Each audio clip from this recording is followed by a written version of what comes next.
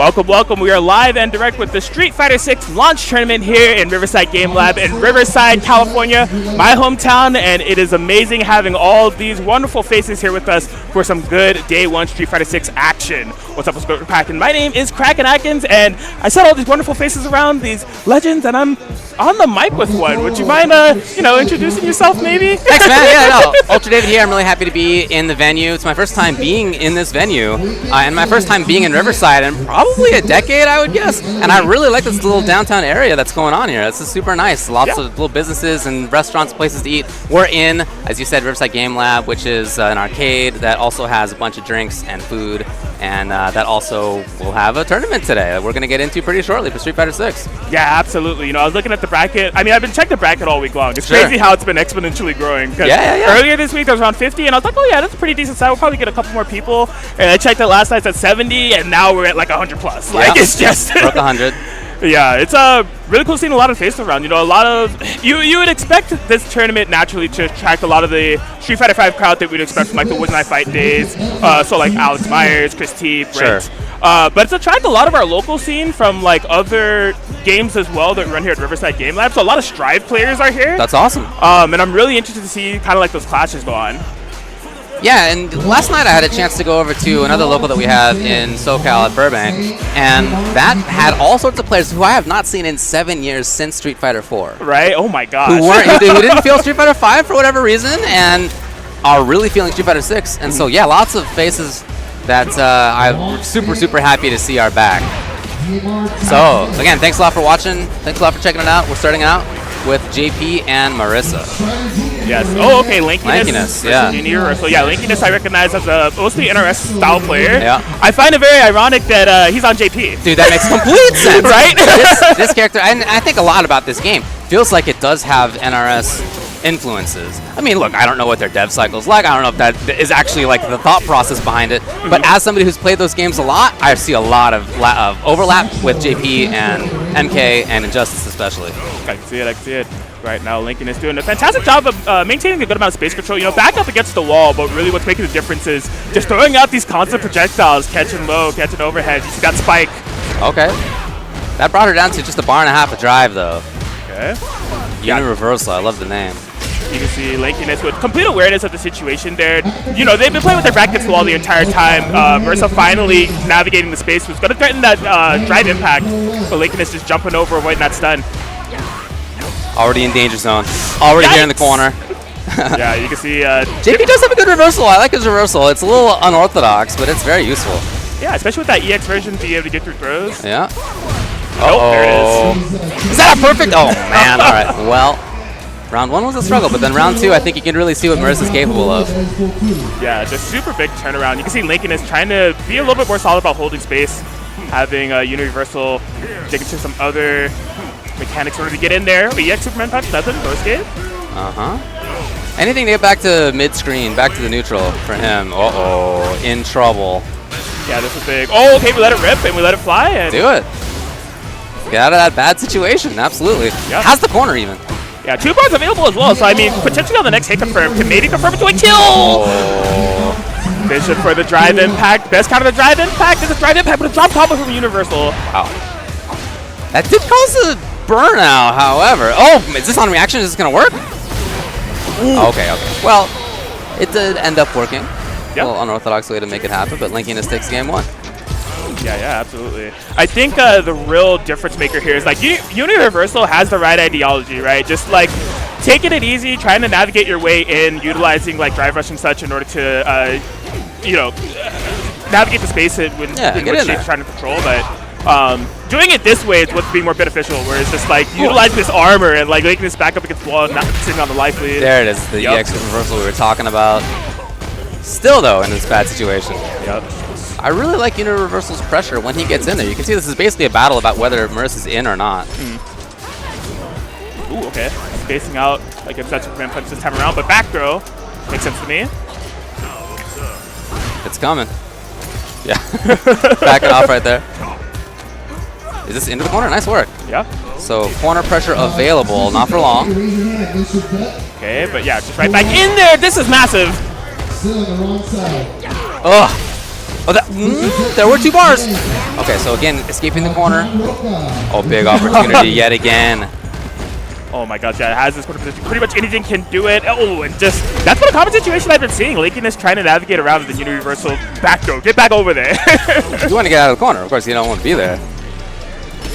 JP does have teleports, we haven't seen that stuff, but it's been hard for him in these last couple of rounds to actually get anything set up. Already Marissa's in here. Already Universal reacts.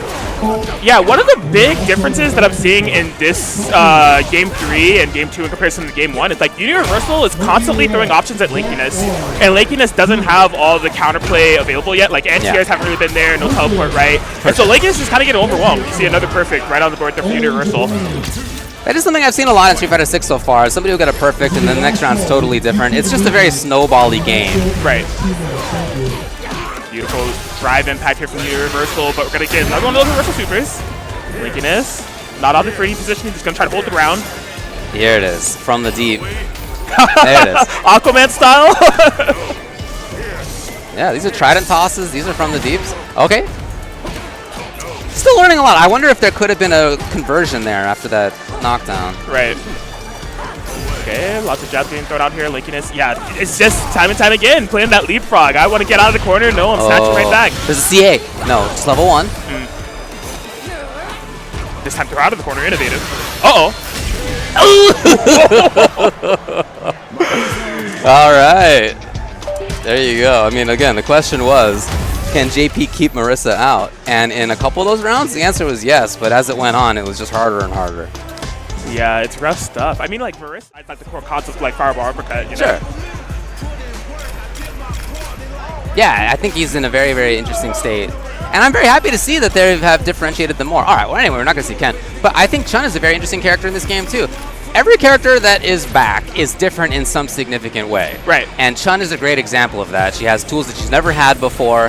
She has some previous tools that have been brought back in a little bit different way. For example, like up kicks being on down down rather than like a charge move now. Like there's just there are changes to this character that are very interesting. Yeah. Okay, they're doing a little bit of cycling here. Maybe Ken, after all, that we're going to see going with that pre-order color.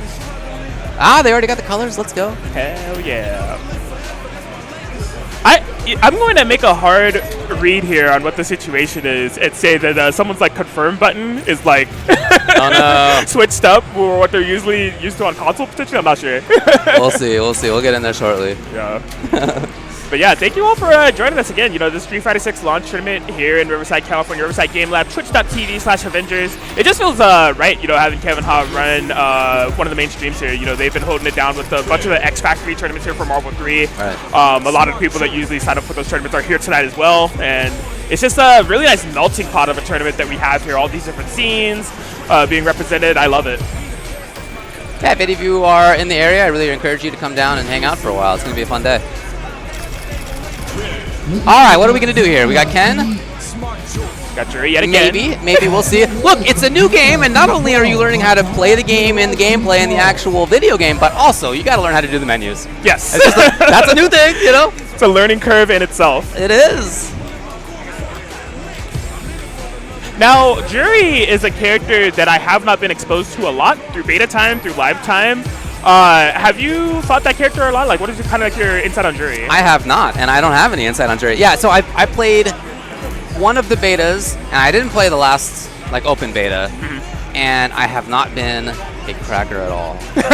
So neither have I. So no, I'm definitely on like this is my second day playing this video game. Right. And my knowledge very much reflects that. So I'm here. If any of you in the chat know stuff, I would love to find out. I am all ears when it comes to new info, but we'll see. Here we go. All right, we are live. Dang, all right, waking up with the back medium. Okay. Oh my gosh, look at how much corner carry that back throw dude, that's has. like Street Fighter 2 style. That's like our third strike even. Insane.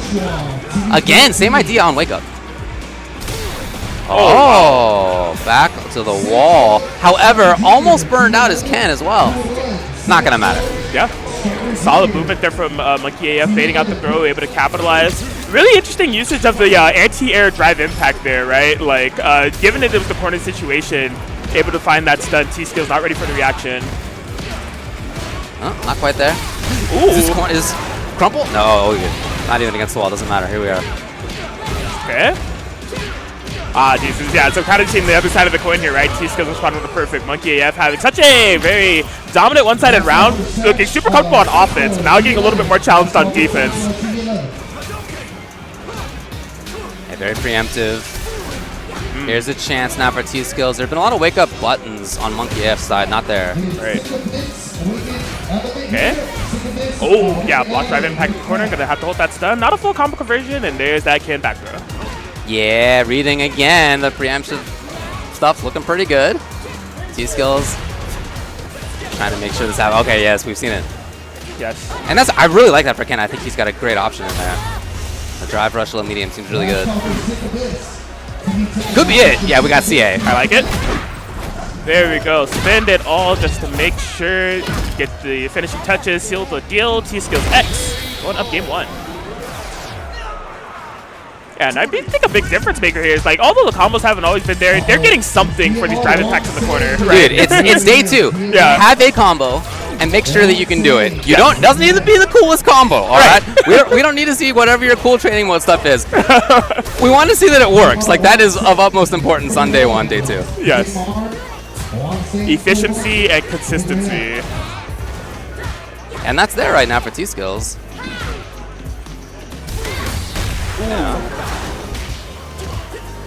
Yeah, not again. The Unfortunately not for Monkey AF. Yeah, not there. Okay. Yeah, T-Skills really kind of showing some prominence on the ground game. Whatever that roundhouse looking normal is from Jury, really giving Monkey a lot of trouble kind of traversing forward.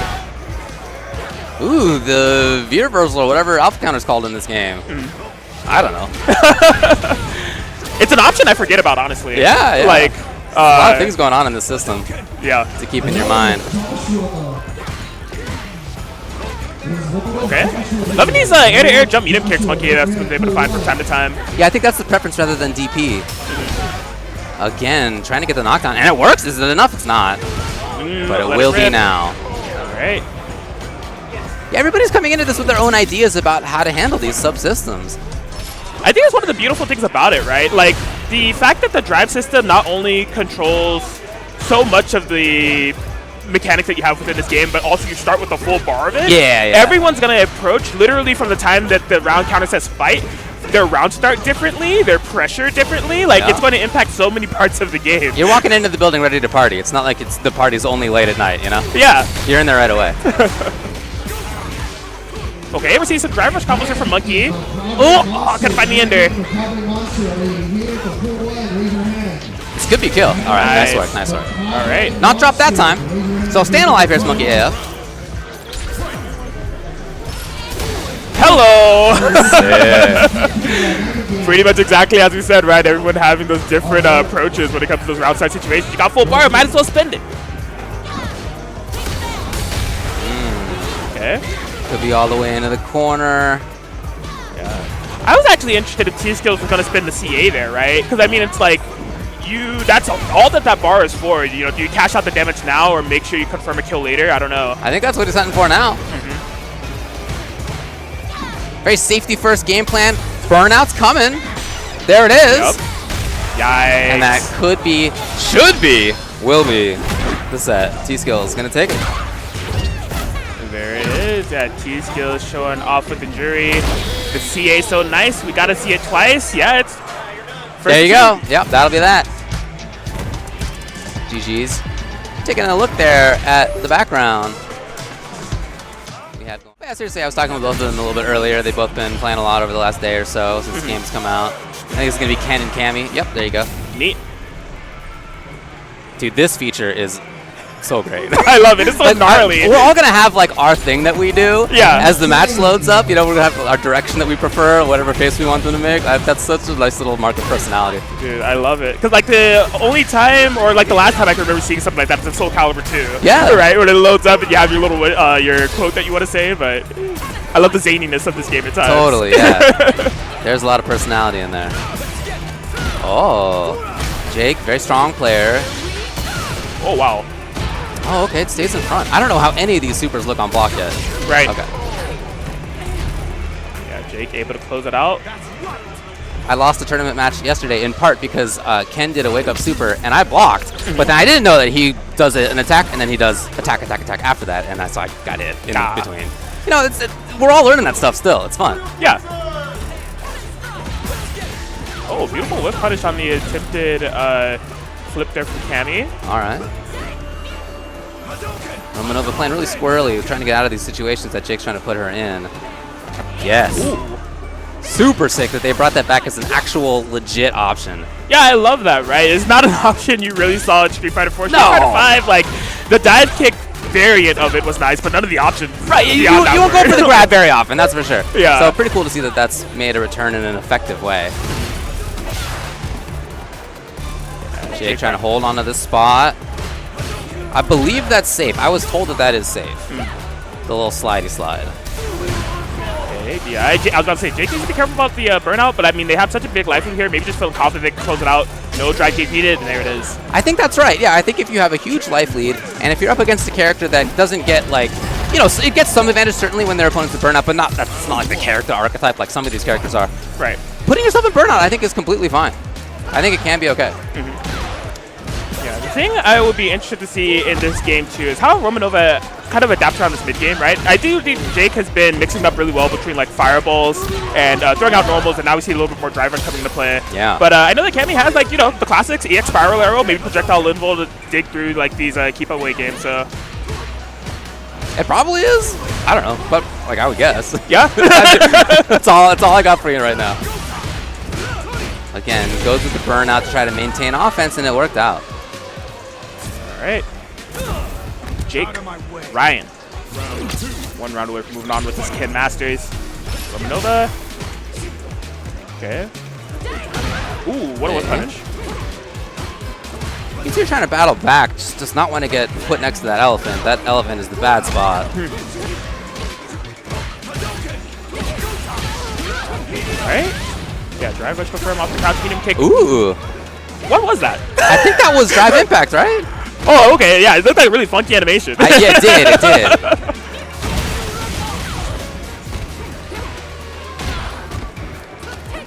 Ooh, that was interesting range. It's like Ken moved himself forward with some button into it. Right. Yikes. Ah. Could be kill. I think that's what Jake's going for. There it is. What did he say? Sit down and shut up. Why is Ken so violent? Oh no, he doesn't do the punch. Thinking of another animation. GG's. That'll be Jake moving on. Yeah, some of the players in the background there. Some folks just watching. Some folks up on deck to be playing soon. I cheered for a ton when it came to like Street Fighter 5. I didn't play, you know, I was more of a fan of Street Fighter 4 Rose compared to Street Fighter 5, but I still want to see the character do well. Oh, yeah. Pepito did very well with that character. Oh, and Brass. Okay, cool. A name I haven't seen in a little while in an event. That's super cool to see him back. Yeah, Zangief player from many years. And in here, Zangief versus DJ. A lot of chatter about DJ as being one of the strongest. Again, super early, but that is... The internet's been talking about that, so that's interesting. And Zangief just has so many interesting options. Again, is he good? I don't know. I don't know yet. Right. But I do think that he has got a lot of cool tools. Yeah, I think what's so great about Zangief is that, like, with the tools that he has and also just the drive gauge being at his disposal, you can really kind of implement the playstyle of just being like that moving wall, right? Yes. Really, what is so terrifying about Zangief players is if they find a way to put you under pressure without having to jump or move back, and he's totally equipped to do that, it feels like so far. DJ has really effective zoning. He's got great mix-ups up close. Very mobile. Tricky character. Ah, okay. Up good. Oh, trying to look for that extra slide. Not minus enough for Brass to get the EXSPD, though. Yeah. Okay. Oh, he's pressured. He's in. No. Oh, man. He is close to burning out. Yeah. Oh, okay. Ooh, okay. Putting up a little bit of a wall there was Paquito at the end. Yeah, you can see kind of like the hesitancy there from Brass as they were like closing the distance, got kept out, and then you can see that they may have had in their ideology, can I drive rush, can I do anything? But yeah, they were so close to burnout, it's just like, how do I get in at this point? Ooh, the fake as well. Man, what a jerk. This character's so funny, man. It's super cool. They really did a good job with DJ this time. Okay, yeah, just really being super persistent with these normals within the corner. Brass just stuck with no escape. There we Hey, go. great patience by Brass. However, he still doesn't really get Oki there. Yeah. All right. Flaquito looking exactly for that. Calling it out specifically. This is an opportunity, just like that. Good damn. Oh, My God! ridiculous damage. Oh, That's it. Oh, what a sick character. I love it. You love to see it. I mean, just don't let him in. All you gotta do is not let him in. It can't be that hard. Yeah, he's got the overhead now. By the way, also pretty effective lows at about the same spot.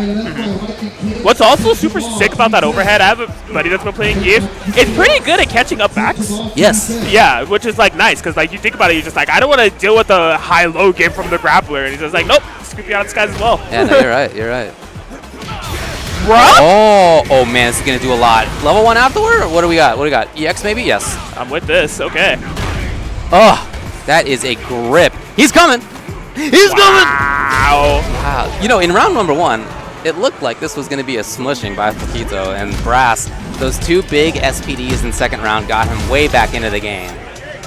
Yeah, so you want to talk about a momentum shift. I mean, that's really what kind of seals the deal there for Brass. Really doing a better job of navigating around the neutral game. I love the utilization of that new EX Lariat. Yes. Yeah, that's been really pivotal Seems in really the good. game. Yeah.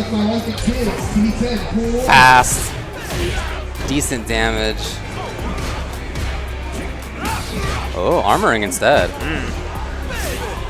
Okay. Yeah. You see Flaquito getting a little bit more buttonsy, you know, trying to control that mid-range a bit more. Brass looking for some drive impact timings. I'm sure the Flaquito will adapt. He's a really good adaptive player in that way. There it is. Knockdown's cool. Not a whole lot off of that for Keith, but that's all right. Right. Working for the corner. Okay. Is that plus? Stan Roundhouse? I don't know. Is Got that me. Stan Roundhouse? I'm also asking that question. Another thing that I just noticed is that, you know, obviously there's been a lot of fireballs thrown out here. Does Brass prioritize trying to, like, spin through the fireballs or parry them? Good question. Yeah. Okay. Into the corner we go. Oh, this is surely punishable? No? I would have thought the same thing, honestly. Oh, great reaction. Yeah, it has 3 bars available. I imagine we're going to be seeing CA off this conversion. Party time. Yeah. Cool, very, very nice adaptation by Flaquito. A little bit more offense, a little bit more movement. Yeah.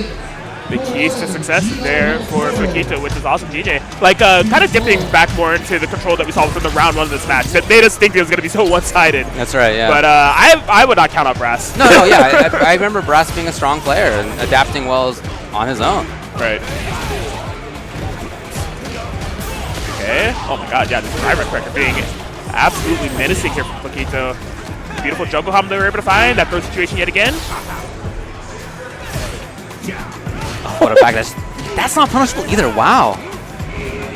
Okay. This is how things started for Brass previously, just finding that one single SPD. Ah. Not enough. The reaction there was lariat. Interesting, interesting. Not enough. Flaquito's at match point. Flaquito establishing quite a bit of control, jabbing out the mid-range. Seems like there's no in inside here for Brass. Trying to make it happen. He is definitely learning. Yeah. You can see him changing up the tactics. Flaquito's there as well, though. Anti-air, yeah. Classic. Yeah, I was about to say, really going kind of expensive there on the drive gauge. You see Flaquito trying to create some space. Ooh. Ruh-roh. He's got, 6 throws, I think? He's got so many throws in this game. Normal throws, different Oki, and different damage, depending on what you want. Uh-oh! Man, Brass has been so consistent on that hit confirm with Zantia, just off of that crouch and punch, straight into the super, getting the EX. Oh, you gotta get it! That's it, surely. Of course! Oh. Oh, you really pay a high price for guessing wrong against Give. Man. This is sick, man. This is such a battle of, like, the endurance and persistence of both players. Flaquito establishing such control in a lot of these rounds, with Brass never giving up. Bringing us to a final round situation. Flaquito striking blood first. Okay, burnout, but I have advantage. Yeah, he seems fine with that. All right. Brass. I mean, impressive the way that this was this able to gotta walk be him out of the corner. Uh-oh. Punish counter. Heavy SPD, that's like 40%, just like that. What That bait? may work. Oh, pretty sick. Nice job. I was told Geef has more life than everybody else, and I think that's about the margin that he survived by. Right. Yeah, I was holding my breath. I wasn't sure if that was going to kill as well, but Yeah, it may have on somebody else, but nice job by Flaquito. The reaction crouching strong was the attempt right there by Brass after the dash in. That worked twice, but he also got for it a couple of times as Flaquito was dashing in with lights, which are faster. yeah, So good. all different like tools and ideologies and approaches, and you have this drive gauge that's like so dynamic, right? People are gonna find stuff. Like I'm already seeing like a ton of tech for a lot of these new characters. JP with like whatever the hell he's doing in the corner and right, stuff. yeah. So more and more of that stuff is just gonna come out as the game evolves. We saw Unireversal up here earlier. He got the W versus Lankiness, and now Junior is the opponent. Here we go. Alright, Universal has shown previously they are no stranger to finding their way in, where you try to keep them out or rush them down. They are ready to go, but Junior Ooh, out the corner here. so scary. Just like relentless forward movement with this character. Right. Advancing her way in. Yeah, and I mean, like, honestly, all things considered, from what I've been messing around with the character, like, although she doesn't have a lot of normals that are, like, cancelable, they still do a great job of controlling space and wanting you to stay still. And, like, once you are, that's what enables her to get, like, those drive rush or, like, anything like that to close the gap with the Superman punch, right? All right, we see air slashers. There's the parry. I was wondering if we're going to Nice. utilize that. Yeah. Universal just hanging out. Big step kick. About like 37 seconds on the clock. It's on Junior in order to make things happen. And Universal on that life lead. No anti-air. Massive opportunity here for Junior. Junior's done a great job at clawing this back. Ah, okay. Light kick to seal it. Seems like a nice little closing button. Ooh, yeah. Armor break. Armor break, baby. How is she going to have the armor and break it? I know, Like, come on. choose one.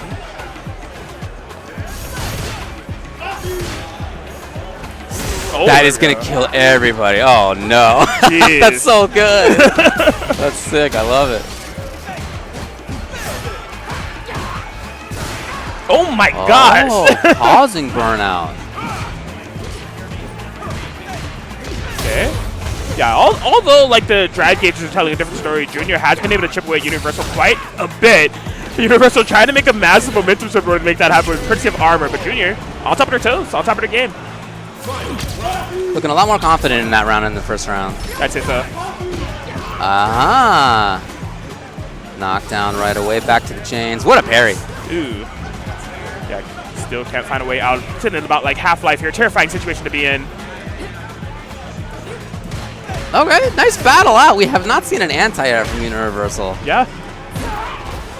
That's her sweep. That's sweet, dude. Yes. And you can charge that as well, like you can the other heavies. Right.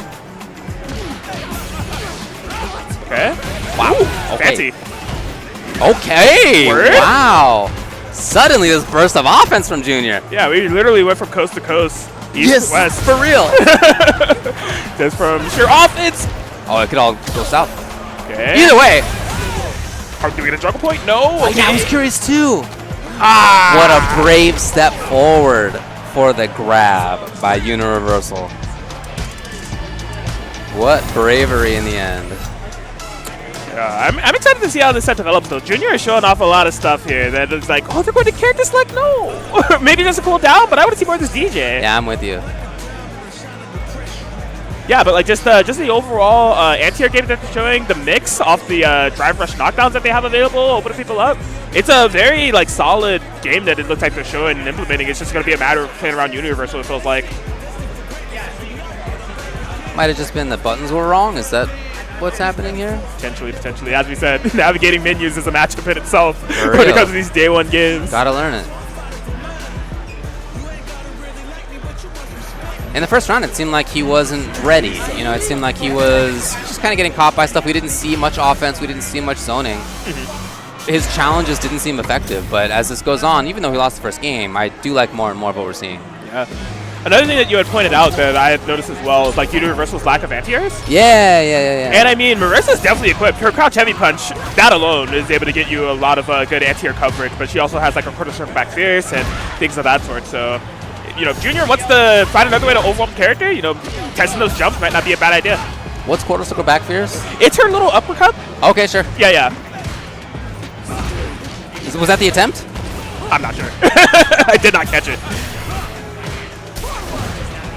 Because, yeah, as this goes on, that is clearly an issue. Blocking, penalized. Hello. And again, even when she is burned out, her burnout animation is hilarious. Even when she is burned out, she's got a lot of tools. We haven't seen the parry thing. I don't know what it's called. Parry guy into buttons. Oh, here it is. Sick. That's what we're looking for. Now Junior stuck in the situation where Ooh, he can come even back. still.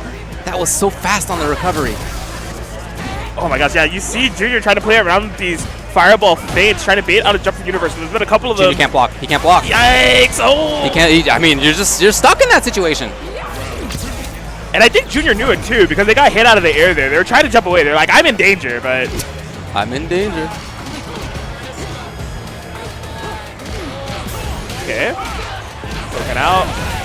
Driver stuffers have been fantastic.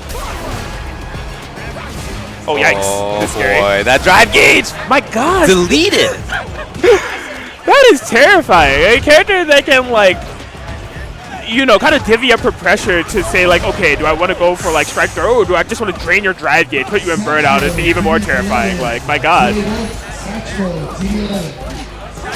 Well, okay, it ended up working out. Okay. So Junior lives.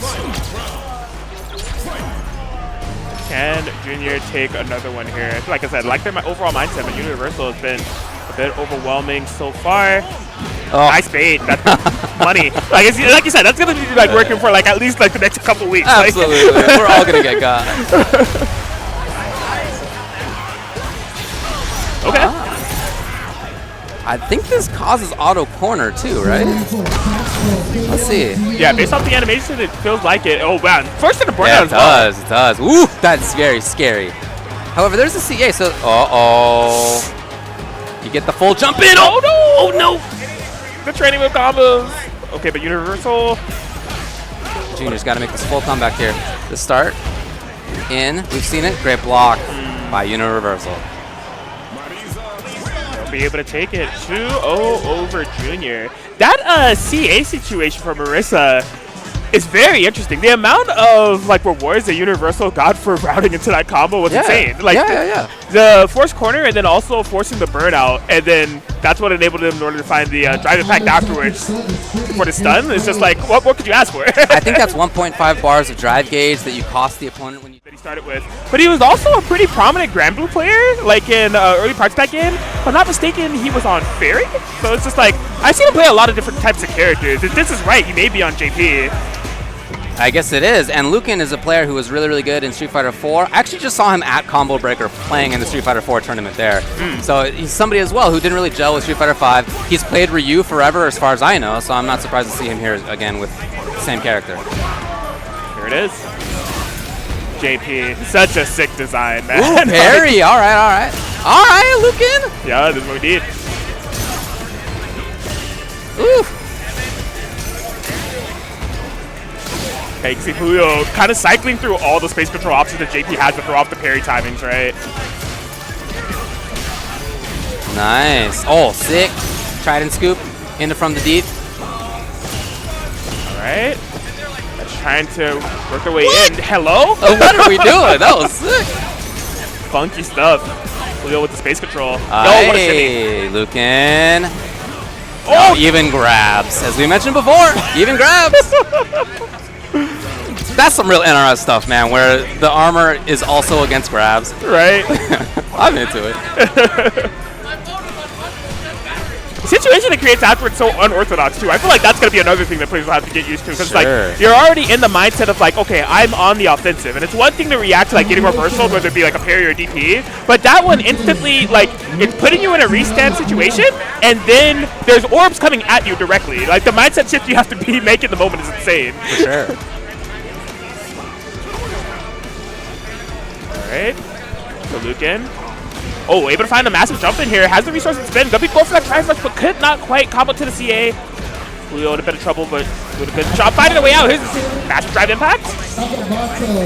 Does not commit. Lucan burned out, but trying to make sense of closing out this round with the life lead. I think it's okay to be burned out on the other side of the screen, because you are going to take chip damage, but... Oh! What was the first thing he did that seemed to nullify a fireball? I don't know. Yeah. Or did he just get hit and I misidentified the animation? Very possible also. Oh, yeah. I know that, like, at least from the perspective of Chun-Li, I'm not sure how this works with other characters, but there's really interesting ways that fireballs clash in this game. Like, Chun-Li's EX Kikoken, for example, like, seems to eat through a lot of projectiles, and maybe, like, supers also have high priority as well, so... Uh-oh. Oh, that was so sick! That was so Gravity sick, dude. squeeze! Let's go, Julio! Oh! That was sick! Repulsor into gravity squeeze. Oh no, he's mixing it all over the place. Dirty stuff. What are we doing again, here? this is chip damage too. Oh, and the little follow-up from the sky! Julio showing off JP. I love that animation so much. Yeah, he's so cool. Really, they did a sick job on him, no doubt. All right. Look at the veins in his arms. Jeez. Right. He doesn't even want to be punching you. Why has he got veins like that? Good work. Okay. Lucan. Like, the one thing about Lucan's playstyle, they have not had too much trouble cornering Julio, but I feel like Julio's like defensive mindset and just overall solid, you know, stable playstyle, they've been able to find out the corner time and time again. And again. Wow. That is super effective control. Okay. And the thing is that Lucan is clearly ready for a lot of this stuff. So the fact that he is still struggling to get in, I think I'm very impressed by Julio. Lucan's there with parries. His optimization up close seems great. His movement's been good. And yet it's been hard for him to get in. Here it is. Massive. Just off the stand, light kick, drive rush confirmed. Could not make it equate to a kill, but just pressuring away, chipping away. Anything can make it happen. Oh, what attack! Julio lives! Oh my. And now it's Lucan who's burned out. Drive impact. Julio just trying to work their way out. Burns out of the process, but a massive jump in. How does he do it? Yeah, what a couple of challenges he had that were very brave. And I think Lucan just wasn't looking for the forward movement. As you mentioned earlier, that's been a hallmark of Julio's play. He has been cornered in almost every round, but he's been able to get out. Yeah. Oh, okay, cool. A little footsies action. Right back to this comfort zone with JP. Okay, yeah, phenomenal anti-air. Would you try it again? Come on. Be my guest. Come on. Into gravity squeeze again. That will surely do it. Wow. Wow, and a perfect by Julio. So we mentioned that Julio has been super, super strong in the past. You can see the Echo Fox stick. He was sponsored by Echo Fox in Street Fighter V in early days. And then again, you know, things didn't go well for him on the injury front. He had other stuff going on. There's a whole new batch of Street Fighter 6 players that'll be coming up here at twitch.tv/Avengers. We have another stream as well that's running some pool matches, twitch.tv/PlusStreamGG. So check them both out. It's going to be all Street Fighter 6 action all day long. It's Lily. I have not seen a Lily in person yet, so I'm excited about this one. Mitten Fist. What an interesting character she is. I'm so fascinated by her design.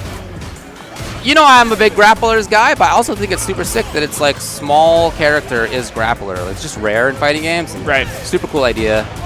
Happy to see more of them. And her wind idea is very cool. Gets so much power out of that. Plus frames, extra combo options. Yeah, there's a couple of characters in this game that explore this interesting ideology that I've been seeing in modern fighting games of late, as far as like accumulating resources within a match, right? Yeah. So for Lily, it's like, you know, you go into that little stance and then you go get your win gauge and then head to some of your specials. And there's a couple of other characters like that within this game as well that have similar ideologies. Jamie, right? With Absolutely, the drinks, Jamie, yeah. Yeah, a lot of characters have little power-ups for sure. Ryu's got that, Honda's got that. It's not just them, right? There's quite a number across the cast. Install supers as well, pretty important in this game. Yeah. So Minfist now where he wants to be. Maybe not for long. Guy looking on in the back as Fakito's going coast to coast again. Man, we've seen DJ really push the opponent backwards a lot so far today. Yeah, I think what it is like not only the drive rush, but a lot of his like specials, like the Sobot kit, it naturally moves him forward. Totally. Yeah, so. Okay, yeah, interesting. So dash into button will not punish that. That is good to know. Or maybe that's even spacing dependent. That could be the case as well. Party time yet again. Fakito be able to pile on a ton of damage, extend his life lead. Another significant thing, he's a burnout, right? Yeah. This whole animation, like the entire time the burnout gauge was slowly but surely kind of coming back. So maybe something to think about in the long term of like if you're like in a situation where your burnout is like about to come back, maybe combo to the CA so that you can have your full drive gauge once it's done. It's a lot to chew on, you know? Yeah, there's a lot to think about. All right. Minfist getting backed up a little bit yet again. Again, there's Condor Spire, there's the dive. I assume that's sweep. I don't know. Yeah, I played Chun-Li and Marissa. Yeah, dude, I mean, look, yeah. I played Honda and Dawson. I don't know. That's one of the fun things about day 1, day 2 commentary is that nobody expects you to know everything already. Right. And if you do, leave me alone, but I don't. Okay. Oh, into burnout though for that. Right. So that costs bar on the way up and on the way down. Is that what I saw? Is that a 4-bar move? Potentially. Oh my god. Danger time. And that is chip too, even if that was blocked. I saw Mittenfist. I think Mittenfist was potentially trying to parry some of those air smashes and forgot they were in burnout. Oh, because I saw them like sure. whiffing buttons, and then like as the third one came around, I was like, oh wait a minute, I can't do that. That like, makes sense. Yeah. Yeah, absolutely. Tricky little forward movement on the jump down knee. Very fast. Yeah, one of those counterplays to DI when you're absorbing if you don't want to spend DI of your own. Throw can do it. It's a little bit tight on the timing, but if you have it, you know, a good way to do so without spinning your own drive gauge. Super cool idea. Yes. I love that paint. Yeah, I had to respect that. Trying to get the wall splat. It's not quite there. Ooh, almost a nice little punishment. Yeah, Fakito able to keep up the pressure, keep up the rhythm, drive, rush it in, and Fakito. Showing my DJ is one of those characters that a lot of people have their eye on, right? Yeah. Yeah, and I hadn't even made the connection because like we had been noticing that the coast-to-coast conversions time and time again, but it wasn't until it finally clicked for me. I thought that Some of the best players in the world for many years now have been playing on pad. Just play what's comfortable for you. There's so many different options out there. You do not need to just play on a stick. Doesn't need to be leverless. Doesn't need to be pad. It can be whatever you want. And some combination of those things too. We see people doing all sorts of wild stuff these days. I love to see it. So Zoidberg. I love it. Good work versus T-Skills. Another DJ pick. DJ being really popular within the early stages of the tournament thus far. Okay. DI able to eat through the normal tip from T-Skills. Zoidberg finding a way out of the corner. Hey. Hey man, they give up 2 drive bars to do that. No big deal. Another one.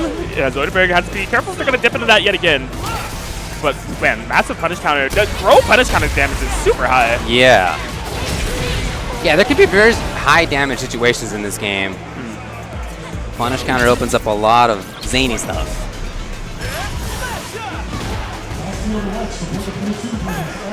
Oh! You just gotta identify it right away. Yeah. You gotta be really quick on the draw. Easier said than done. Ooh. Continuing to pressure there was the attempt anyway. Here's still some T-Skills. Again. Getting the opponent off. Okay. Zoidberg. Oh my god, that fake out. Jeez. Oh, again! The 3 for 3! Zoidberg is just in a flow state of options right now, having the full idea of what's on T-Skill's brain. Just making it work. Simply just as a crouch medium kick doing so much work. From the front this time. Here it is. T-Skills gets the knockdown. 4 for 4, Zoidberg. continuing to go in on that. Not this time, but T-Skills was worried about it, hence the wake-up button from Zoidberg. Okay. Finding one of those cross-up normals. Maybe go for a Street Fighter 4-esque combo there. Jab, jab, jab, crouch medium kick. I don't know if that works here. I have no clue.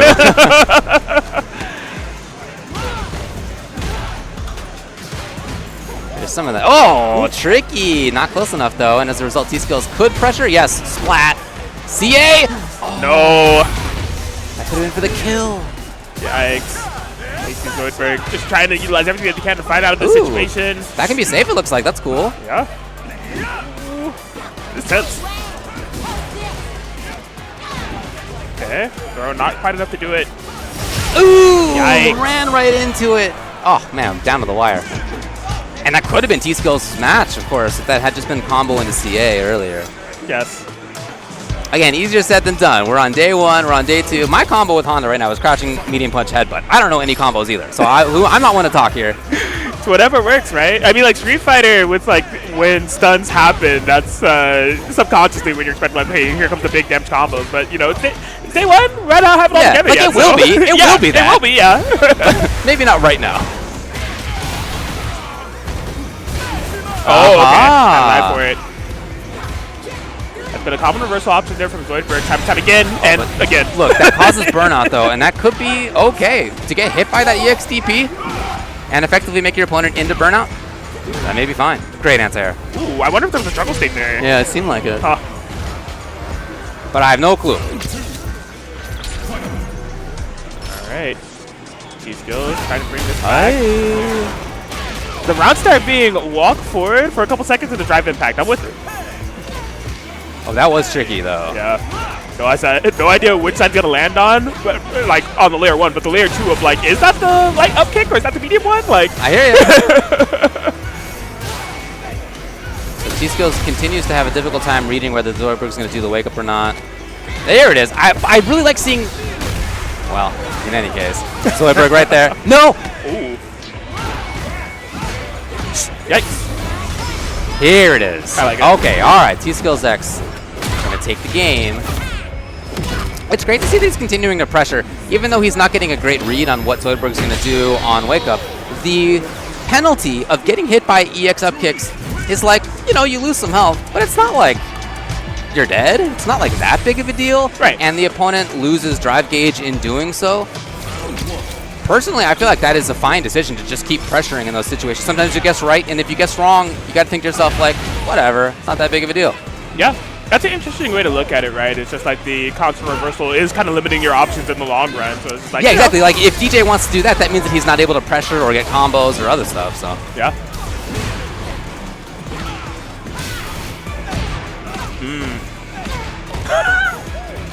A little stab of crouching medium kick. The loop on that is so funky looking. Okay. Beautiful. Punish counter? That's punishable? Those T-Skills is stuck last within that drive attack situation. T-Skills, one round away. Soldier that we've seen on the stream thus far. Nothing but dub. Trying to keep that up against the, I mean, onslaught of DJs that we've seen. There's been like quite a few. My gosh. Yeah, super far. She is scooting. That looks like asphalt to me, but it could be ice. Right?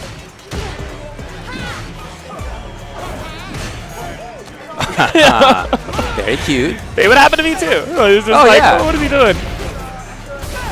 All right, T-Skills X, as this goes on, is getting a better and better read. He's got the big bar. He spends. Very nice. Yeah, I mean, those drive rush confirmation combos is really kind of showing off how you can create your punish situations to guarantee a kill. Of like, you know, if T-Skills had just done the punish combo that we've been seeing so far, where they do like, you know, button and up kick in the CA, we're not been able to do it. But like, drive rush had to get button, drive rush, button, drive rush in the CA. KOF always there, always super supportive, super helpful as well. So we'll be interested to see kind of like their approach to this game. Got a mix box on the player 2 side, got the pad on player 1 side, just to demonstrate what we were talking about earlier, how you can basically use whatever you want, whatever you feels comfortable, do it. Jamie, all right.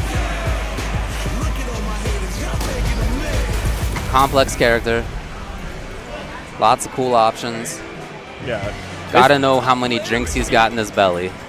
Right, and when he's going to be wanting to go for drinking them, right? Yeah. The few times I faced off against Jamie, like, I play Chun-Li. Sometimes when we go to round start, I just want to relax. I'm going to throw some Kikokens, find my way in. Oh, no. That's not the thing to do against Jamie. Like, he just starts drinking in neutral and he gets 4, and I'm like, why did I let this happen? Yeah, you got to stay on top of him.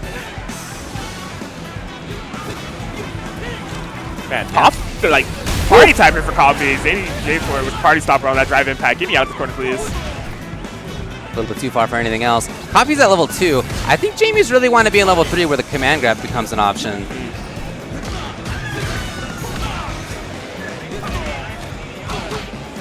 Oh, wow, okay. It's just barely enough. Yeah, Coffee able to overwhelm air and ground approach. Whoa, I'm mentioning what the route side option for Coffee was. I saw a drive rush. I'm not sure what happened after that. Oh, yo, sick anti-air. Hey. Okay. Into the corner. Could be massive. Yeah, now that I saw it, I forgot that I was even there. We haven't seen a lot of the stance utilization from DJ. Right. I assume there could be a kill? Maybe not. I don't know. There was a lot of bar on the bottom left. Okay. Yeah. I don't know. I'm making it up. I don't know the roots at all. I do feel like when I've been playing, it's been really easy to get so lost in the sauce of what the drive gauge has to offer that I forget about my CA. Yeah, sure, right? Sure. 2 different resources. In previous Street Fighter games, those have been tied to the same one. Yeah. Look for that drive impact. Had Zany J4's back up against the wall. Zany had an eye for it. Coffee right back in there. So level 3, okay, level 4 now, and the Collie's loose. He's got that grab. Oh, what movement? Interesting trade. I love how he's dipping and swaying around like that. In the game, he tells you that it's not alcoholic. Right. That's what he wants you to think. He wants you to think it's an energy drink. That it's an old family recipe energy drink. I don't know, dude. Not sure I buy that one. Right there with you. Okay. Coffee able to find 1 swig. 2 swigs. Yeah, really good drive rush utilization here from Coffee. We've seen it like as a matter of pressure, a matter of confirms, and a matter of approach. Multifaceted. Oh, the reactions there! You're so clean. Yeah. Killer. Animation cracks me up every time. Yeah, I know. Good work. Coffee, I really like what we were seeing there. Yeah, that was solid work. Really, every part of the equation was kind of there. I mean, just the good drive utilization, able to find opportunities for drink. In the most recent Street Fighter game with G, we saw that people did not really go for level ups until they changed stuff, and even then, like, so you don't necessarily need to do what all the max is. In any case, we got Mitten Fist back up to the stage. Pride is on the right. Good Chun-Li player. I saw him at the other local last night. Nice. Very effective. Made it pretty far as well. All right. Yeah, off that DI, just going for the up kicks. Ooh. Oh my gosh. Really aggressive DI usage here from Pride, but both of them have been money. Yeah, great corner pressure here. Say, oh, the reactions are here from Mitten Fist. Into what? Okay. A nice little confirm, like, not only getting some damage, Mitten Fist first total damage, but also fighting out of that corner. GG Pride, though. Look up at the Kikosha. Oh, tricky, just as it disappeared. Yeah, Pride, like, very aggressive on the Chun-Li, which I find extremely interesting. Like, the amount of DI usage has been really, I think, kind of catching Mitten Fist off guard. Like, has not been able to get the early game plan going much, it looks like. Hey. Not on top of it. Great escape. But this really has been about escaping from Mitten Fist. We haven't seen enough of him and his own offense. Yeah, reactions, that's great. Love to see it. I want to see something into pressure. Yes, the choice is corner. Okay, I like that. Oh, yeah. Okay. Up kick. Pride, trying to get out of there. But that drive gauge is in trouble on Pride's side. Yeah, there it is. Burnout.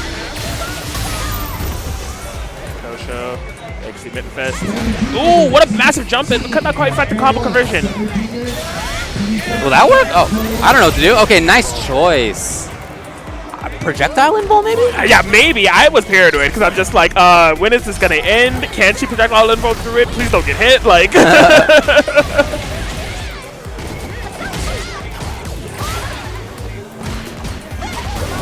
Oh boy, the mash. Pride with corner pressure. Uh-oh. Pretty dirty floor over there. Pride is ready. Nice, yeah, drive rush. I mean, all things considered, Minifest has been really on top of their game in terms of like not getting drive impacted while their back is up against the wall. Yeah, you're right. Again! And this time it kills.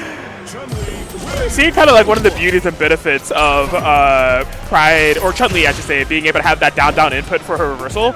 In those situations where characters are crossing you up, you know, you don't have to worry about doing any cross-cut inputs or anything like that. Just down-down. Mm-hmm. Wow. Tracking up all the way. 3 wins. One of them you stuffed out pretty sure that Kikoken. Oh, interesting anti-air, okay. With the heavy, on reaction seemingly.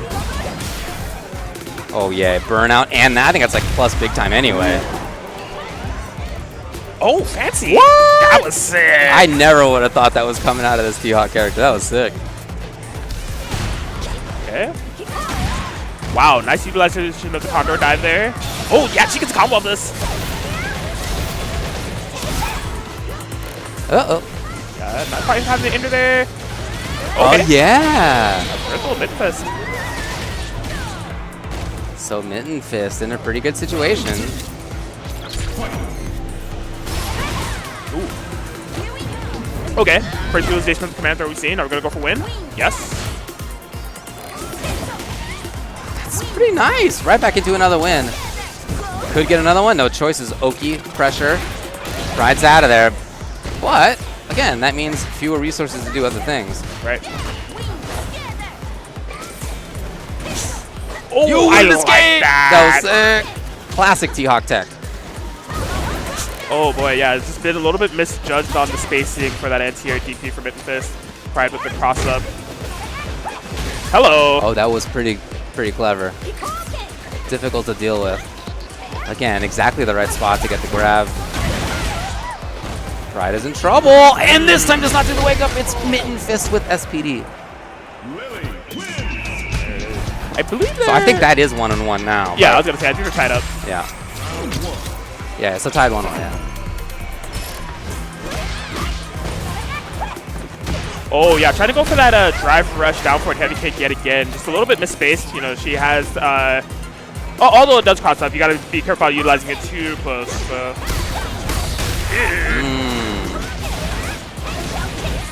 The idea to keep going for that is really effective. It seems like Lily doesn't have great cancelable buttons that she wants to do anyway at that range. Oh, yeah. Big whip, big punish. Almost said burnout. Does it matter? Yeah, maybe not. Okay. Pride. Back in full form, it looks like here. Mitten Fist. I mean, I love the adaptation that Mitten Fist has been able to make. Just the opportunities that they've been able to find to get those win gauges going. Good utilization of the Condor dive into Condor Spires. Like, there's another one of those. Thanks. Pride trying to get back to where the Kikosho comes. That's been the game plan, right into pressure afterward. Ooh! Just barely. That was nice. Yes. Yeah, because one of the struggles I've been finding with Chun-Li is just like people that use drive impact preemptively rather than reactively to counter your fireballs. But you know, if you are digging into more reactive tendencies for pulling off a game plan of that sort, you know, you may be too late. You're just going to drive impacted back. So there's CA here. Oh, is this? Oh my this gosh. could kill. I don't know. I think it might, but you know, let's see. Yeah, she's gonna slip. Yes, that makes it do more damage for some reason, and it does kill. Yes, so the level 3 reversal CA. First utilization we see from Forbidden Fist. Going to a final round situation here. This has been super tight. Really? Okay. Here she goes. Oh my gosh. the correct guesses are coming out. That was nice. Trade. Hello. Maybe not the intention, but it worked. Oh. Is that going to do it? No? Pride trying to stay in this thing. Oh. Yeah, I think Pride second guess. Maybe we see drive rush, but it's like burnout is imminent. This is here though. It's a tough situation though. Yeah. Yeah. No resources. And Mitten Fist is going to take it and move on. That was losers. So okay. Pride out of the tournament now. But yeah, pretty deep in that pool. Pool number 2. Obviously, I mean, it's in his character bio. Zangief hates projectiles. Yeah, he does. Like, that's literally canon. So, but I mean, this game, courtesy of Drive, courtesy of Zangief's tools, that big smiling face. I'm telling you, we're all going to have our face that we like to do. Some people's face choice is going to be nothing, like Lucan's was right there. But some people are going to have their own face. Right. Like, I'm Red Zangief with big laugh face. Like, that's my, that's his thing. That's cool. Yeah, the charge drop kick in the air. Again, goes for it. Hello. Oh, don't be there. My God. Dude, that is a grip. How was that? And charge fierce, the low. Yeah, so at this range right here, he's got great crouching medium kick and also overhead options. Here it is. Nice, yeah, showing reaction DPs. Not a lot for any drop kicks to fly. Lucan. Here it is, Brass. Take him up. Burnout, oh my gosh. What's the move? Yeah, Okay. Lucan was pumping for it. Yeah, Lucan out of drive kick, not out of options. It's still fireball uppercut that you have to traverse through his teeth. Pumping for it yet again. Crouching strong is the idea here from Brass. He's got level 2 for the spin. Yep, again, he's just buffering through. That was beautiful. Oh no! Confirm, Oh no! Expecting the jump out, and I understand that read, but Lucan stayed grounded and was ready. Yeah. Okay. Ooh. Huh. I wonder what Brass's options were there. Like, would they be able to land and do a drive impact of their own? Not sure. I don't know. It's a good question. All burned out. Stagger pressure. Hey? What do you want? Just SPD is fine. Yeah. He's got full level 3. He's loaded on resources. Lucan knows. He would love to see Brass jump, and it did happen. There it is. Hello. Oh, boy. It's 2 hits away. It's 2 hits. Okay, that was 1. Maybe empty jump SPD. Oh, no. Is it going to work? Oh, I it was can't so believe far. he was in range. Lucan thought that he was good. Right. He thought he was okay. He wasn't safe. And, like, it was just a big gamble of, like, if it hits, I win. If it doesn't, I lose. And luckily for Brass, it hit. My gosh. That's the life of a Geef player. You're making those choices all the time. You gotta feel comfortable with risk. So Lucan's prioritizing being away. I completely understand. Yeah, okay, here it is. Because in the last game, he's going back to this again. The idea was for combo, and I like that, but boy, this is a tough one to make the mistake against. Yeah. Brass is also, so like that one, that SPD they found was the courtesy of a drop. Another thing I've been noticing that they've been doing though is interrupting pressure with it. Yeah. Lucan's been doing a lot of these like jab streaks, right? But I don't know frame data, but I know that a lot of things tend to not be plus in this game. Yeah, like right. Typically a lot of like jabs immediate are like -1, -2. So just recognizing that spacing of like you're -2 at that range, I'm scooping. Like, Sure. Yeah. They're exactly right. There it is. Yeah. Quick reactions from Brass. Oh, wow. Quick reactions from Lucan. Okay. Again, he would love to see the jump. Okay, so having seen Patience, a little bit more fireballs now. Okay, drive right. Oh, back backs up. Yeah. I love it. Oh my god, yeah, it's beautiful shimmy. But no, these drops are really starting to add up. Even regular throws got great range. Uh-oh. Keeping it meterless. Nice. Jeez. Tick throw. Jeez. Brass is filling it. One round away from being able to take it over Lucan, overcoming this disdain for projectiles. Okay. Still going in, not giving up on that is Lucan. Knew exactly what was coming there. The drop kick. Uh-oh. Yeah? Oh, boy. And so, another funny thing about this is a level 3 reversal, or level 3 critical art. We were talking about earlier how like you get so like tuned in on your drive gauge. You get so tuned in on your character's options. Sometimes you forget about your critical art. That goes for your opponent as well. Sure. Like, try to grab it, they have a level 3 reversal. Hey, maybe they want to use that. You got to keep an eye out for it. It's tough. Charge drop kick again, getting got. Brass in trouble. It's Lucan looking pretty good. Here it is. Here it is. Ah, right. Charge drop kick. You can see it's got some benefits. At the same time, it makes it so that his hitbox doesn't present as down low as if he did like a jump medium kick, and I think that's cost him a couple of times. Yeah. Word. Yeah, that's one of those preemptive drive attacks that we've seen. Able to make contact going through that fireball.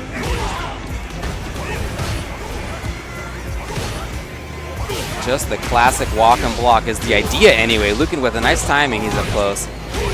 Oh man, yeah, this time getting that full conversion. Ooh, seeing him try to Not enough. conversion time and time again. What bravery up close. Lucan, Yes. anything will do it, and he knows that, but at the same time, Brass is probably 2 hits away if they're the ideal ones from taking this still. There it is. Man, you know what I was looking for? Brass, remember in that previous set, I think it's Fortito, that crouch strong into that super? He was super on point with that. We haven't seen it kind of utilized within this set yet, but Yeah, he's been going for level 3s. yeah. It's not like you're just pressing HP, HK to get V-Trigger with the Zangief anymore. You do have to do the motion to have that super. Right. Hey. Big Hadouken. Oh my god, Oh, look at the yeah, freaking okay. tumble into the corner, Lucan. Hey, he's burned. Yeah?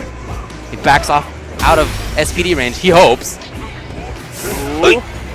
Oh boy, Lucan. Brass stuck. Oh my gosh.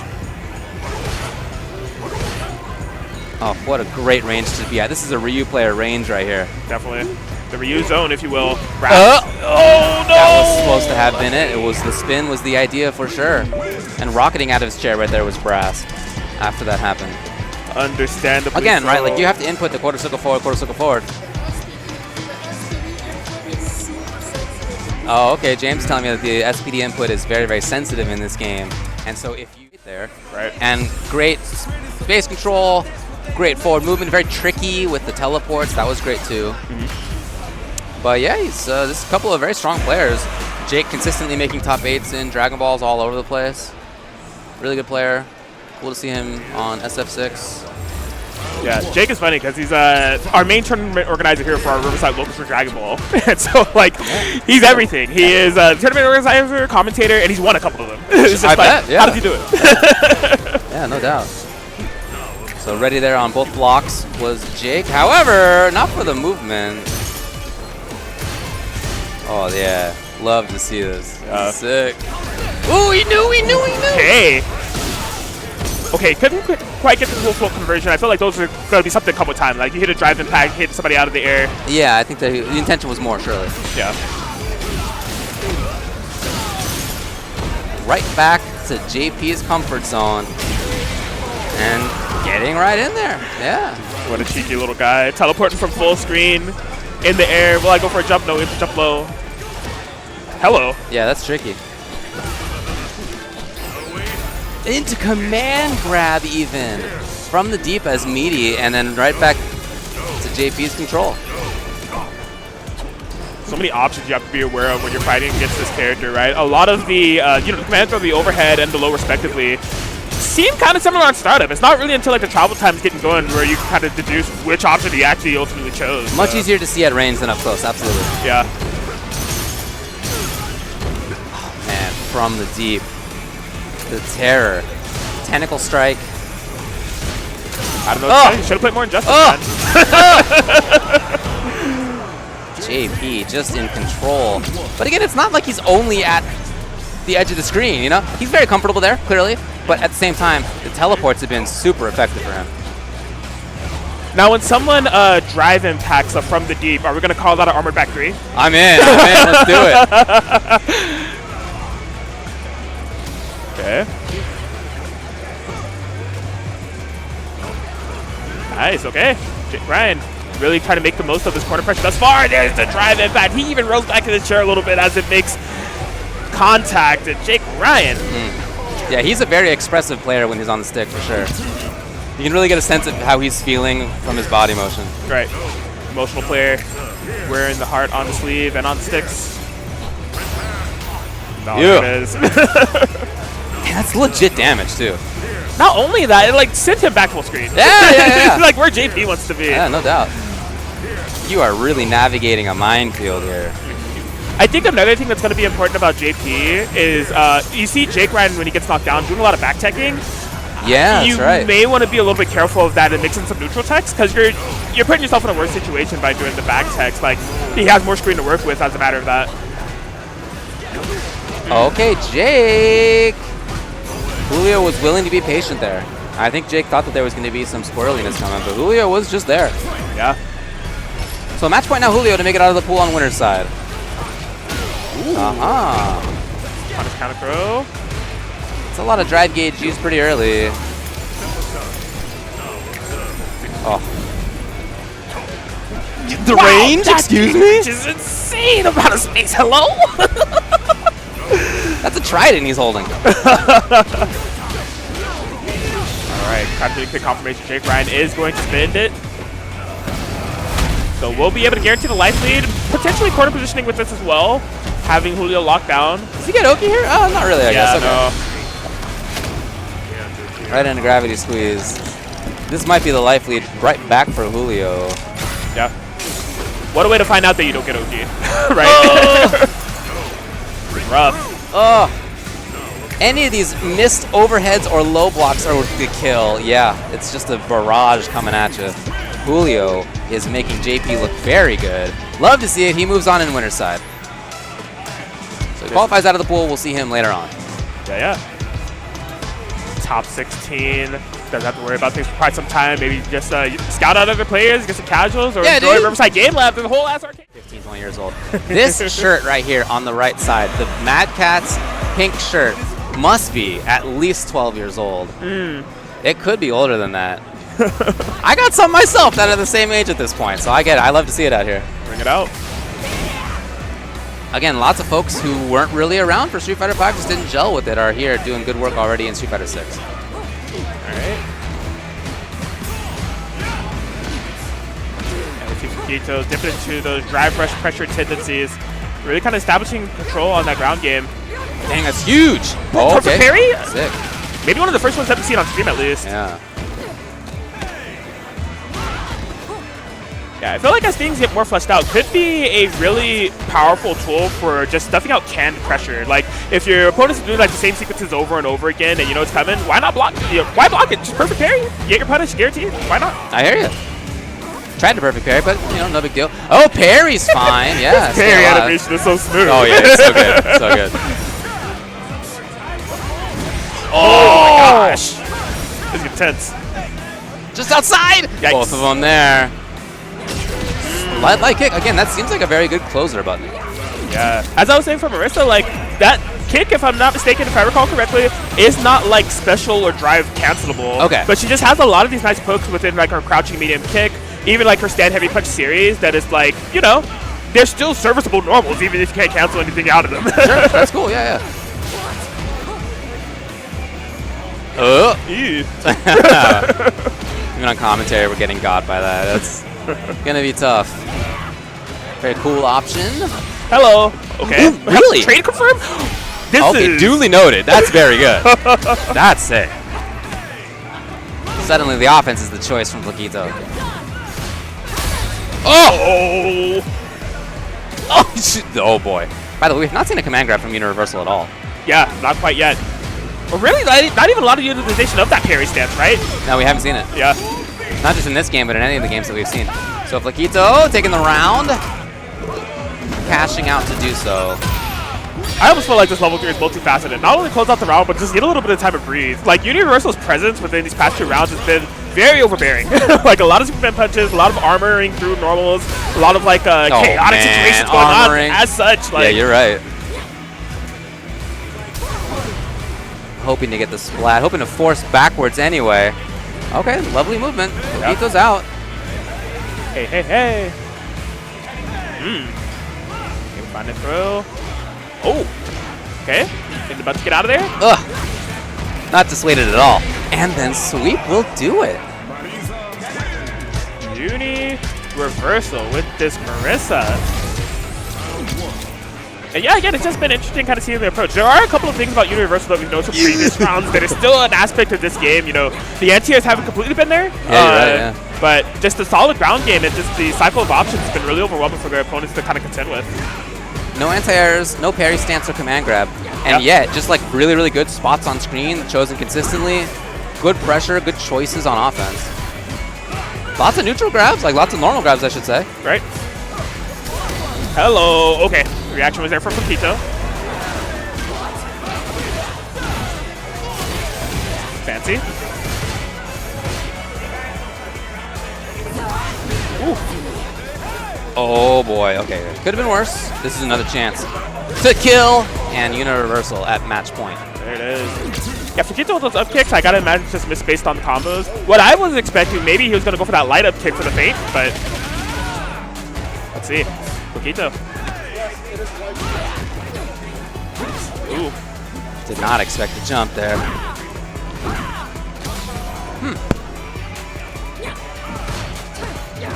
Really, it wasn't potentially safe from that range. I don't know.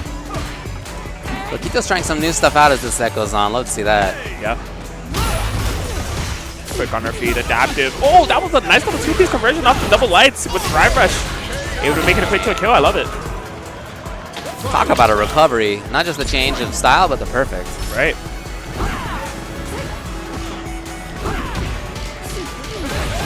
Hey, hey, hey. Right. Sophie game. Oh, there it is, the utilization of that stance overhead. We haven't really seen a lot of DJs do that option at all, but Universal with the response. So as non-CA, does this corner as well? Based on Yeah, the look at this. Oh, no, you can't. Oh, and off. Oh, boy. Oh, that is terrifying. Okay, Floquito forcing the way out just through pressure. Drive rush, the shimmy. Level 3. Money. Floquito will stay in this thing.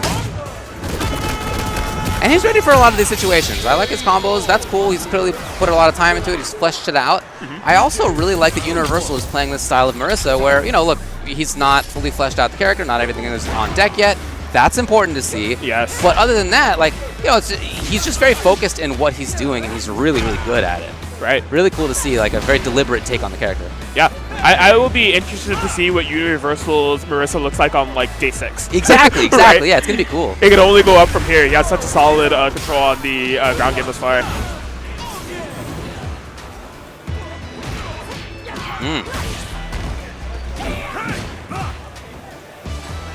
Okay. You like that step kick. Man, that comes so much big space. Boo.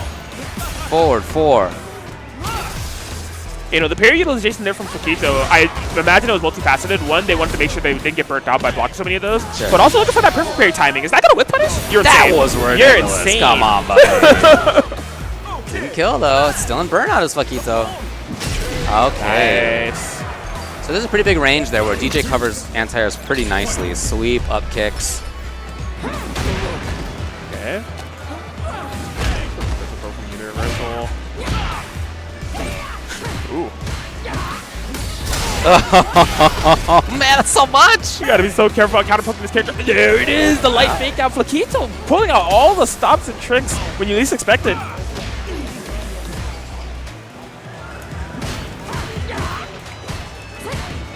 Well, drive gauge loss pretty quickly. Yeah. The knee's not something we've seen a lot of, but Floquito made it well used there. Uh-oh. Yeah, walkie back, trying to bait out reversal option from Marisa. Hey! Has been This level 2. Just got. funny. Okay. Oh. I don't know if there's cancel point. Oh my gosh. Oh, boy, Star Woman contact. I gotta imagine it may even be death. Delete it. Yeah. Delete it. The little heart on the face afterward cracks me up. Great little detail. Match point now for both. They gotta make it to where the heart that you put on the face if it goes to round 3, it carries over to the next round. That would be sick, yeah. I mean, how'd DJ get his face back so fast? Come on. Real.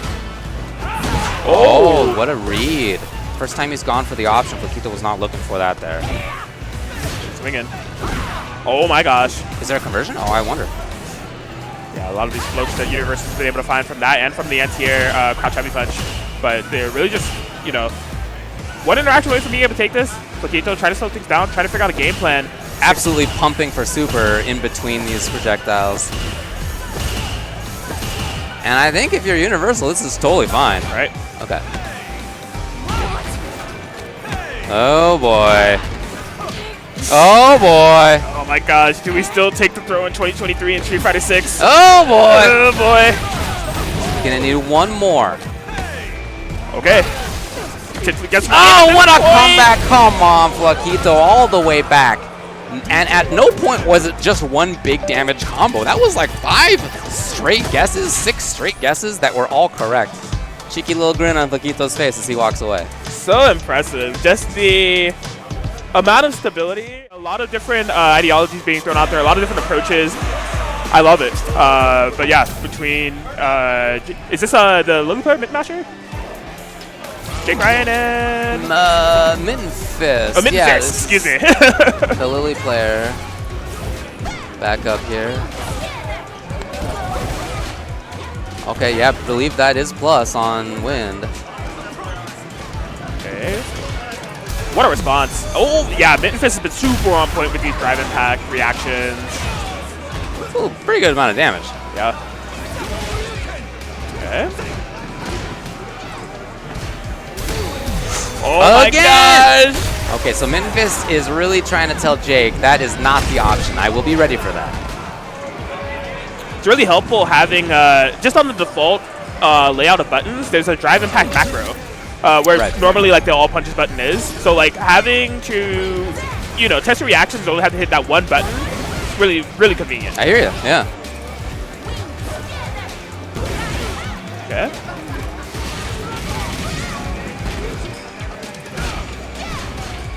Ooh. Oh, Jake has the same reactions. Yeah, the only thing about this for Jake, I mean, it does put him into burnout, but you're getting a massive amount of corner carry. You know, so long as you're able to snowball to the finish, shouldn't come too much to the equation here, but something to keep in mind. Well, I would think that, yeah, especially with Wind, Condor Spire has got to be really plus versus burnout. Right. Hello. Anti-air, it's backed off almost specifically for that. Yeah, that does cost 4. Dang, that's tough. Is that gonna kill? Not quite. No way. Get out of here. Oh, man. If that had been a really fast, far forward moving super, yeah, that probably would have worked. Yeah, it was a matter of, like, in terms of the reaction timing, Jake Ryan was on point. It was the spacing that was the issue. Yes, yes. Yeah. Okay. So one of these corner carry conversions here from Ken Masters. Ooh. Great challenge. I like it. Okay, sometimes it works out. Sometimes you get a little lucky. Man, Mitten Fist has been really impressively ready for a lot of the drive interactions, whether it be counterplay to drive impact, counterplay to drive rush. It's really familiar with recognizing that color on the screen popping out. Ooh. Ah, rushing in. There it is. The green stuff.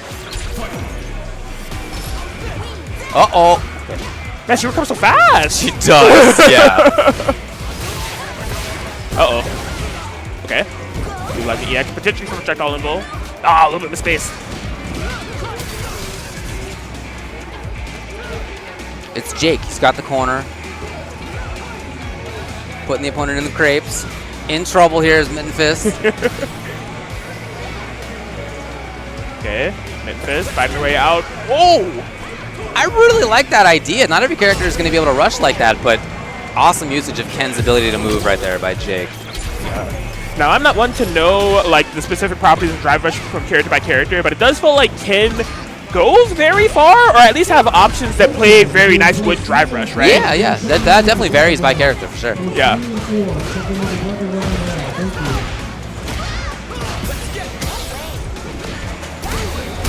Yup, again! Ready for it. Mitten Fist. Oh, Ooh. tricky. First time right there. Memphis still has a ton of drive gauge to work with, so they can utilize that maneuver again, or, you know, always have stop towards them for expensive anti-airs. Maybe that's what it's for, to close out rounds just like that, Memphis. Was that maybe 3 actually on the follow? Might have been 1. I don't know. I got to pay closer attention. Right. But definitely you got to do another one. Wind dance. Ooh.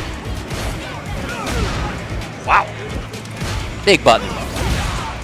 Yeah. Crazy that like one of those wind dance maneuvers that he used like has a strike right after was left at a relatively safe distance afterwards. Okay. What a break. Ooh. That's some bravery. However, going into burnout as a result. Went here. Gonna get the focus. Oh, waltzed in for the grab, and Mitten Fist is gonna do it. Moving on in losers, qualifying out of the pool into the top 16. Jake, not so lucky. It will be 17th place for him. Okay. 17 plays at a day one tournament with like 100 plus. Who makes it out of this pool? You got him on screen right here. Uni Reversal and Lucan will be the match. Neat. Uni Reversal having a nail biter ever set with Laquito. Yeah, that is true. Very plausibly could have made it out on winner's side. Not quite though. Laquito clutched it out. And now between these two. All right. Good. Oh, and it goes through or maybe over projectiles? Very cool. What a move.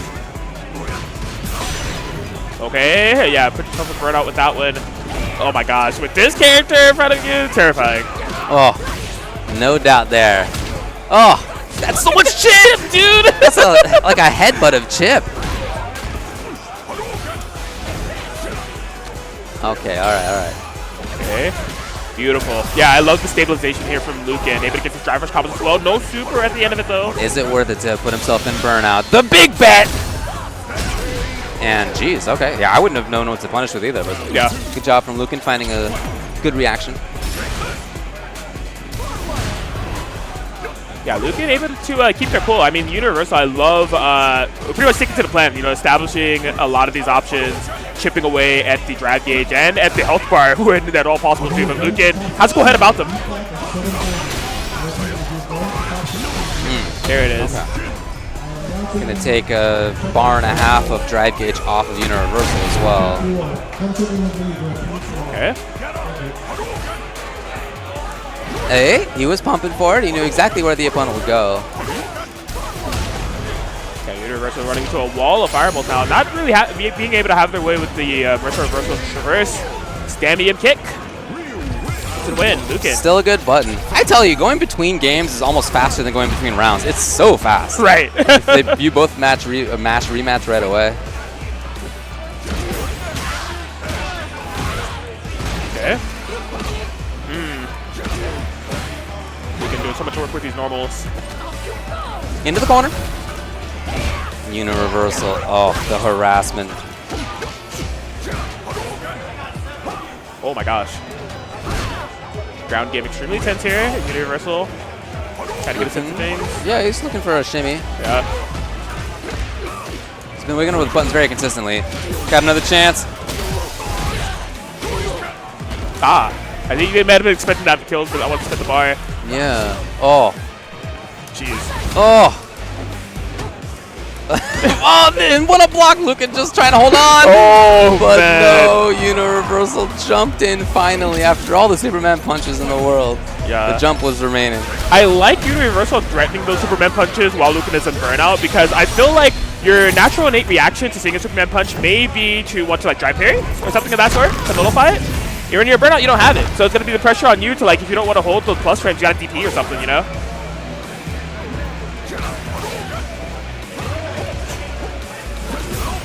Nice. All right. Fully cashes out. Yeah.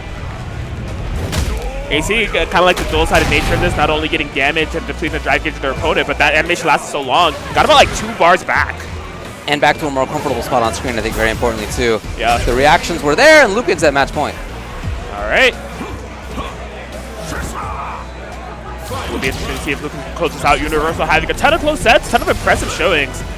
Really not something that I would be counting them out of quite yet. Adaptation game has been super on point for them. Just the wall of fireballs, the pressure Lucan to be able to create.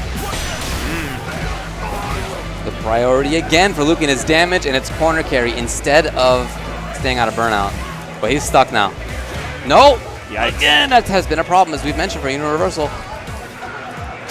Ooh, backdash? Nice. Too far, that's all right. Lucan backs off to a comfortable spot. No, oh boy, the rush is knocked down. The rain on that thing, my god. So there you go. Lucan qualifies out of the pool in loser's side.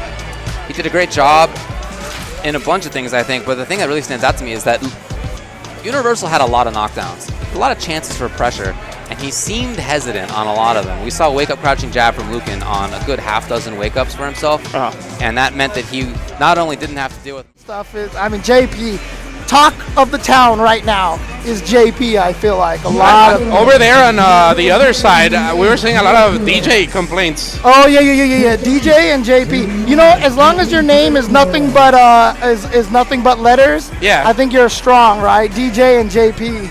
Very strong. Imagine if they fusioned and became DJP. Then we would have a real problem right there. That's the boss character for the story mode, but we have nobody's played it. Everybody just jumps straight into the combo trials training mode. That's it. Dude, you're right. I forgot. We can actually make DJP if we wanted to in this game. I've seen some crazy avatars online, James. As we have Mr. Godly 1 against Zero Sky, so this means that he's the godliest out of all the Mr. Godlies. He holds the #1 rank with Kimberly, a character very reminiscent of Guy and Ibuki and Zeku. Lots of wake-up stuff and hard pressure to deal with. Whoa, that was interesting right there. But this is another character right here that a lot of people have been talking about. Kimberly, very, very offensive. They obviously nerfed her from the beta and took away her EX.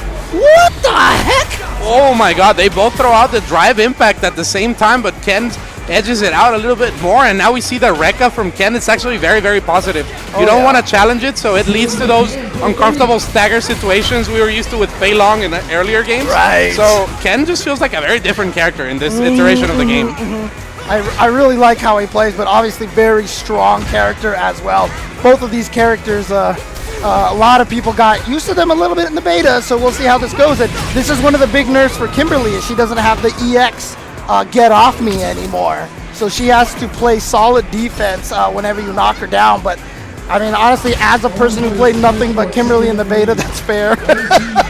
Yeah, you guys were doing war crimes over there in the beta, but let's see what happens here. We go for the target combo, just committing. You know, sometimes in those scenarios where you throw out something unsafe, you might as well do the full string, see if it hits, and we see the drive impact right there, connecting onto Zero Sky. Zero Sky's defense is faltering a little bit here, James. Yeah, he has not had the reaction against DIs. I can't imagine what that's like. But, oh, look at this combo here in the corner. Dude, I suck against DIs so bad.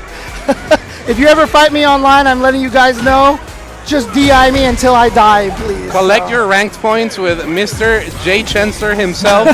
As Zero Sky takes the first game convincingly, you know, I feel like the offense on Zero Sky has been a little bit stronger, and that has been the key against Mr. Godly's Kimberly at the moment. Well, one of the things that Mr. Godly is doing here right now is he's really committed to using the target combo, the final fight chain. And unfortunately, it's not a lot of damage, especially in the middle of the screen like that. He's got to start finding different confirms with like crouching medium punch into the standing medium punch, standing heavy into runs and stuff like that. Oh, finally, here we go. Miss Zero Sky's got the DI counter.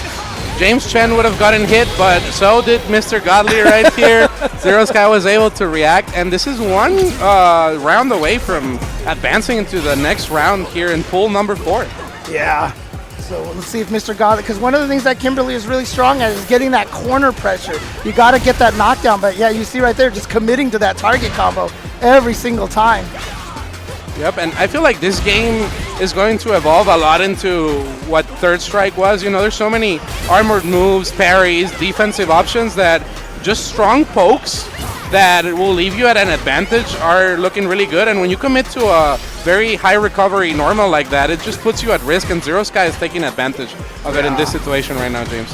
Now, oh, there we go. Here we go. Big combo here. No, drops the combo.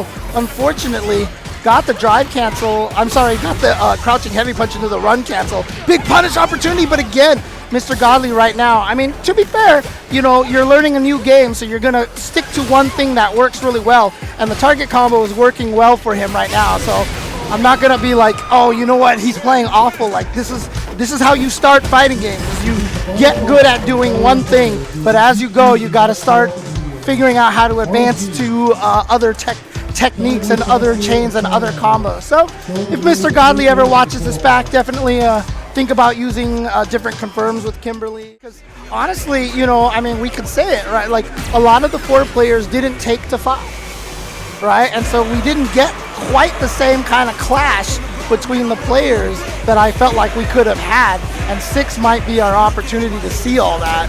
And we have players even from before 4, you know. There's players I used to read about in like GameFAQs and Shoryuken.com. I saw them enter the beta tournaments, like the Wolf Brothers. Everybody's here, you know. Shout outs to a different game slogan, but right now we see a more polished Kimberly in Quinn side against GOP Turk, but GOP Turk with the drive impact to reverse. And you know, Manon is a very interesting character because her fundamental game plan revolves around her ability to gravitate characters towards her. So at that point, there's either a low or a command grab, and that's when it gets terrifying.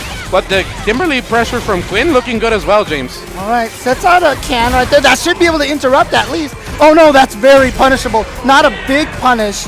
Whenever you block a slide like that from Kimberly, know that if you hit her, it's going to be a punish counter, so you can really lay the hurt on. But look at this, the DI is finding the work already. Oh my goodness, beautiful throw right there. Going for that DI in the corner is very scary. It leads to a lot of people jumping, a lot of people trying to go for like risky parries. So being cornered in this game might be one of the most oppressive things ever, but GOP Turk going for the super right here. They're just dancing. We all gotta sing it. That's ridiculous. Dude, I hope someone makes top 8 at EVO, or top 6, I should say, with Manon gets on stream and actually gets to, the audience gets to sing the song, dude. I would love to see that. You guys know what to do in the chat now. Lord James has ordered it. Right now, 1-1. Gop Turk has adapted to Quinn's Kimberly right here, but the pressure with the drive impacts looking strong. We're not yet at the level where players are drive impacting drive impacts yet. And I feel like that's what we need to see. That's the counterplay. Yep, exactly. And it's one of those things that you have to keep in mind, too. And I'm sorry, I'm going to make it happen. I'm making it happen. I don't care what anybody in the chat says. It'll be a thing. Unlike Fetch, it'll be a thing. I believe in it. What a great reference. And speaking of Mean Girls, you don't want to get grabbed by Manon right here. Nice. Applause, applause. GOP Turk getting the 1-0 lead here against Quinn. Looking very, very strong. The French fingernails. Very much attention to detail to characters in this game, I've noticed. Like, this is not well-known lore, but T-Hawk in Street Fighter, his city is Guadalajara. His stage is the Hospicio Cabañas Museum in Guadalajara. Oh, that's cool. It's an actual location. Yeah, it's an actual location. Oh, when we took Combo Fiend there, he was like, oh my god, I'm going to Mexican Typhoon you. And I was like, okay, let's take the picture. That's so cool. And with Lily, they took so much attention to detail. And a fun fact about Lily is that the name Xochitl comes from the Nahuatl language, and it translates to Lily. So they've been like very on point with like character backgrounds, designs, and it's just a beautiful game, James. Unless you're getting pressured in the corner by Kimberly. Yeah, I mean, that's one of the nicest things, like you said, is that attention to detail. I'm like, and also just like the callbacks and the references and everything like that. I mean, there's that one video out there that even showed like if you let Ryu stand there with his music, he like dances to the music a little bit. Like, there's just so many cool small things. They turned DJ's old win animation from ST into a taunt now. Yeah, that's right. And here we go, level 3 gonna build up, gonna power up here, gonna be a little bit stronger, a little bit faster. Oh, and then Raw EX, no fear. And the timing there, Quinn looking strong against Gopturk. 1-1. Oh, I never even knew about going for a meaty run in that corner situation. As I've said many times on stream, stolen. I'm definitely stealing a lot of things and figuring out what characters do on the way here. Oh, Let's see yeah. what happens. Ooh, beautiful drive impact from Quinn. Gets the optimal punish right here without meter. Goes for the corner once again, and Gopturk has to start reacting, neutral jumping, trying something different because Quinn looks like 5 for 5 on these drive impacts. Yeah. Goes for the command grab. And there's another one. There's another one. Yeah, this is obviously, we're all still in the learning phases here, and so these drive impacts are going to be very strong. Like I said, they work on me all the time. I'm not saying I'm doing any better against them, but something we got to be careful of here. You see right there, 2 drive impacts right there. And the command throw should take that round. And here we go. Gopturk now is at match point. Beautiful stuff. Let's see if Quinn can recover here. There's just a lot of pressure going for the raw sweeps. That is a Chad move in the neutral. Before, back in the day, people would used to say, never sweep, you're going to get whiff punished. But now, people have no fear. The internet has changed society for the better, James. I'm actually really happy about the fact that they made the sweeps really good in this game. Obviously, they're super punishable as normal, but their ranges are very good to match that now, so you can use them. Oh! 6 for 6 there. Nice punish. Drops the combo at the very end, but goes for the reset Okaiba there in the corner, just locking down. And these throw loops are so scary because you have to commit. Quinn gets one on the board, and we're going to the final round right here. Yeah, one of the tricky things is I've started countering drive impacts a little more often because you know when you get to the corner, they want to use it more. Admittedly, Quinn is using it everywhere, and so I would get destroyed by it, but when you're in the corner, you want to be aware of the fact that that's what they want to do, and Gopturk right now has 5 medals, so a command throw is going to hurt so much. All right, here we go. Watch the damage! Oh my goodness. Oh god. What a command grab there from Gopturk, sending Quinn into the loser's bracket. Collecting more medals than Michael Phelps along the way. Looking ridiculous. James, I just don't know what to expect from this tournament. You know, they've always said that Michael Phelps is so good at swimming because of his stream. Apparently, nobody's been seeing those tweets. I mean, management over there at that company is getting really scary, but you know what it is? You know what I use the For Now tab for? Ooh. We got Han Rashid, NRS player. Strong here. NRS player, yeah, too. Using Jamie, I feel like Jamie's a sort of NRS character, you know, has the stance cancels, has the very safe normals, tries to provoke a reaction. Against Wilska here with Luke. Luke, one of the characters that people are sleeping on a little bit. I feel like when a character gets over publicized, people hate him, but Luke is a strong character. Oh yeah. The problem with it is that we're so used to what he did in 5, and he doesn't do that necessarily. So a lot of people are not considering him as strong right now. A lot of people have actually heard say that Jamie is. They think he needs some help. I've heard a lot of people say that they think Jamie needs a little bit of help. We'll see how it goes. Obviously, it's day 2. We're all complaining about our characters right now, or unless you're like a DJ, JP, or Kimberly user, you're doing just fine. Oh! Absolutely, and gets a stun right there in the corner. Nice with the charge. Optimal stuff from Luke into the super. And Wilska taking round 1 right here convincingly against Han Rashid. Yeah, nicely done. Nicely done. Like you said, Han, it's funny too because one of my favorite tweets recently, and again, this is not me calling him out, especially not on Kevin's stream over here because Kevin and Cloud805 are very familiar with each other.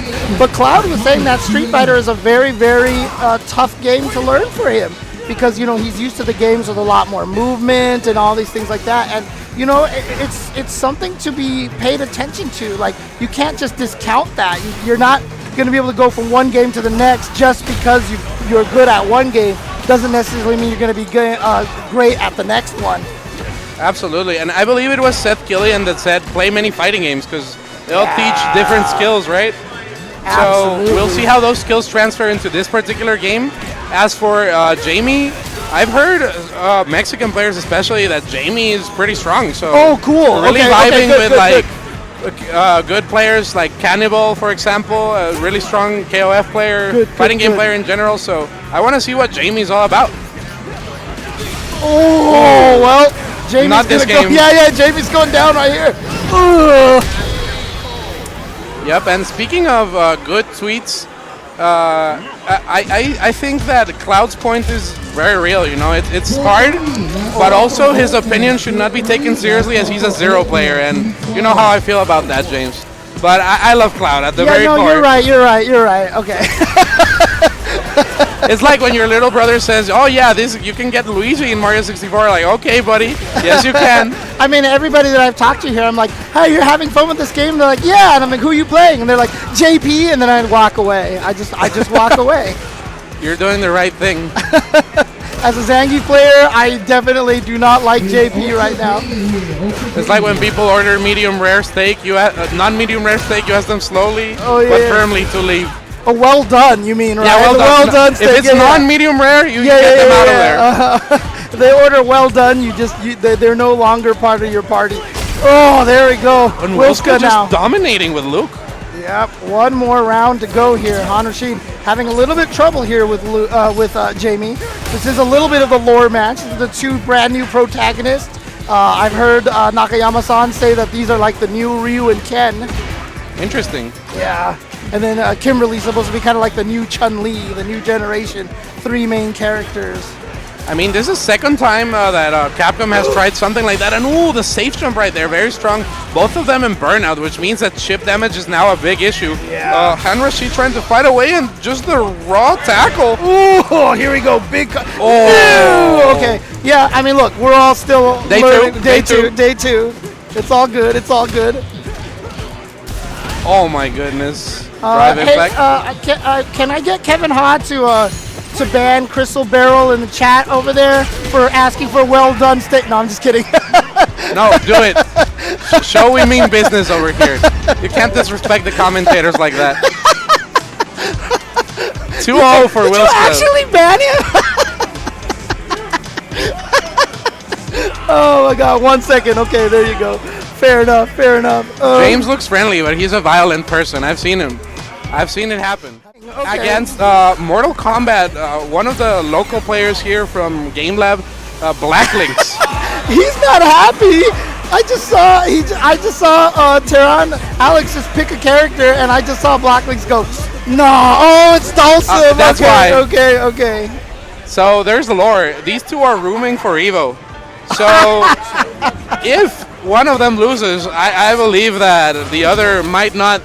They get kicked out of the room. Might not have a room anymore. Tyrannosaur known for his Dormammu and scroll play, so no surprise that he picks Dulcim in this game. But Black Lynx picking Marissa, he might as well play with a Kinect. He's so built in real life that Marissa's scary. Oh my goodness. Dude, he should be playing, Tyrannosaurus should be playing freaking JP if he used to play Dormammu, right? So, oh my, wait, what happened? Dulcim disappeared. I guess he's made out of wet paper in this game. He teleported forever because Marissa just destroyed him. What the heck? Incredible stuff.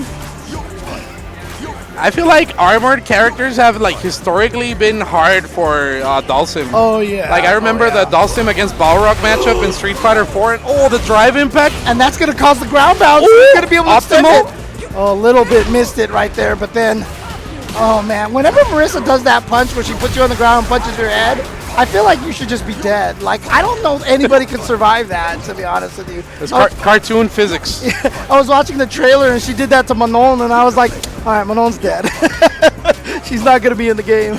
Absolutely. Sent to the Shadow Realm, and we see the defensive play from Tyrannosaurus. Nice jumping from Black Lynx, and the drive impact back. Let's see the punish. Just an EX. You know, playing it safe. Sometimes you got to play to your own strengths. No anti-air. Okay, that was crucial. You might be dead because that level, you see that level 3 there? Oh no, he didn't go for the super. Back to the corner. How can you escape? And what a parry. Oh, see, he's dead.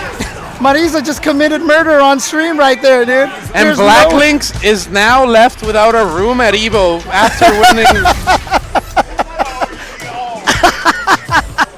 Yeah. So everybody in chat, Black Lynx is requesting a room. If there's anybody who can, you know, put him up for the night at Evo. So. Chat, press 1 if you believe in Tyrannosaur recovering, and press 2 if you're interested in sharing a room with Black Lynx at Evo, because things are getting dicey in real life. Switching to Ryu, okay. There's an old saying in the city of Mexicali, Baja California, where players like Güero and Babuchas are from, and also Huevo. Oh, okay. So a lot of like KOF history and lore, and they always say básico y letal. Simple and clean, like Utada Hikaru right now. Oh, good reaction by Black Lynx. Here we go. Big damage here from Marisa. Okay. To the corner, just like that. Try to get some plus frames. Oh my goodness. But Burnout, now you got to watch out for the DIs as well. Oh, never mind. You just get punched in the face. Oh. It just feels like Black Lynx has much more stronger offense at the moment than Tyrannosaur. But then there's the psychological factor of where will I room? Here we go. Oh, yeah, every single time. Tyrannosaurus has had that reaction, so that's nice. Oh, the parry and Beautiful Katy Perry right there. Oh my goodness. It's just the neutral Tyrannosaurus is going back to those Hadoukens, you know, trying to force something out of Black Lynx. Black Lynx with the patience. The preemptive DP sending a statement. I mean, I feel like maybe that was a little bit of an execution. Oh, that's going to be a big punish. Ground bounce into the... Oh, no, again. Oh. But again, like I said, we're all still trying to remember our combo routes over here. And that's one of the cool things, though, is that early on, there's a lot of combo routes to learn for your characters, you know? Except unless you're a Honda player, according to David, then it's just crouching medium punch, headbutt, headbutt, headbutt, crouching medium punch, headbutt. Incredible stuff. And Black Lynx advances over there, sending Tyrannosaur to the loser's bracket. Tyrannosaur ignoring the crowd. And yeah, I mean, John Choi's Fireball game on its own could beat like 90% of the player base at any point in time. If Martians come to Earth and are like Street Fighter 6 first to 5, send someone, I would be confident in sending John Choi. But let's see how UTJ does right now.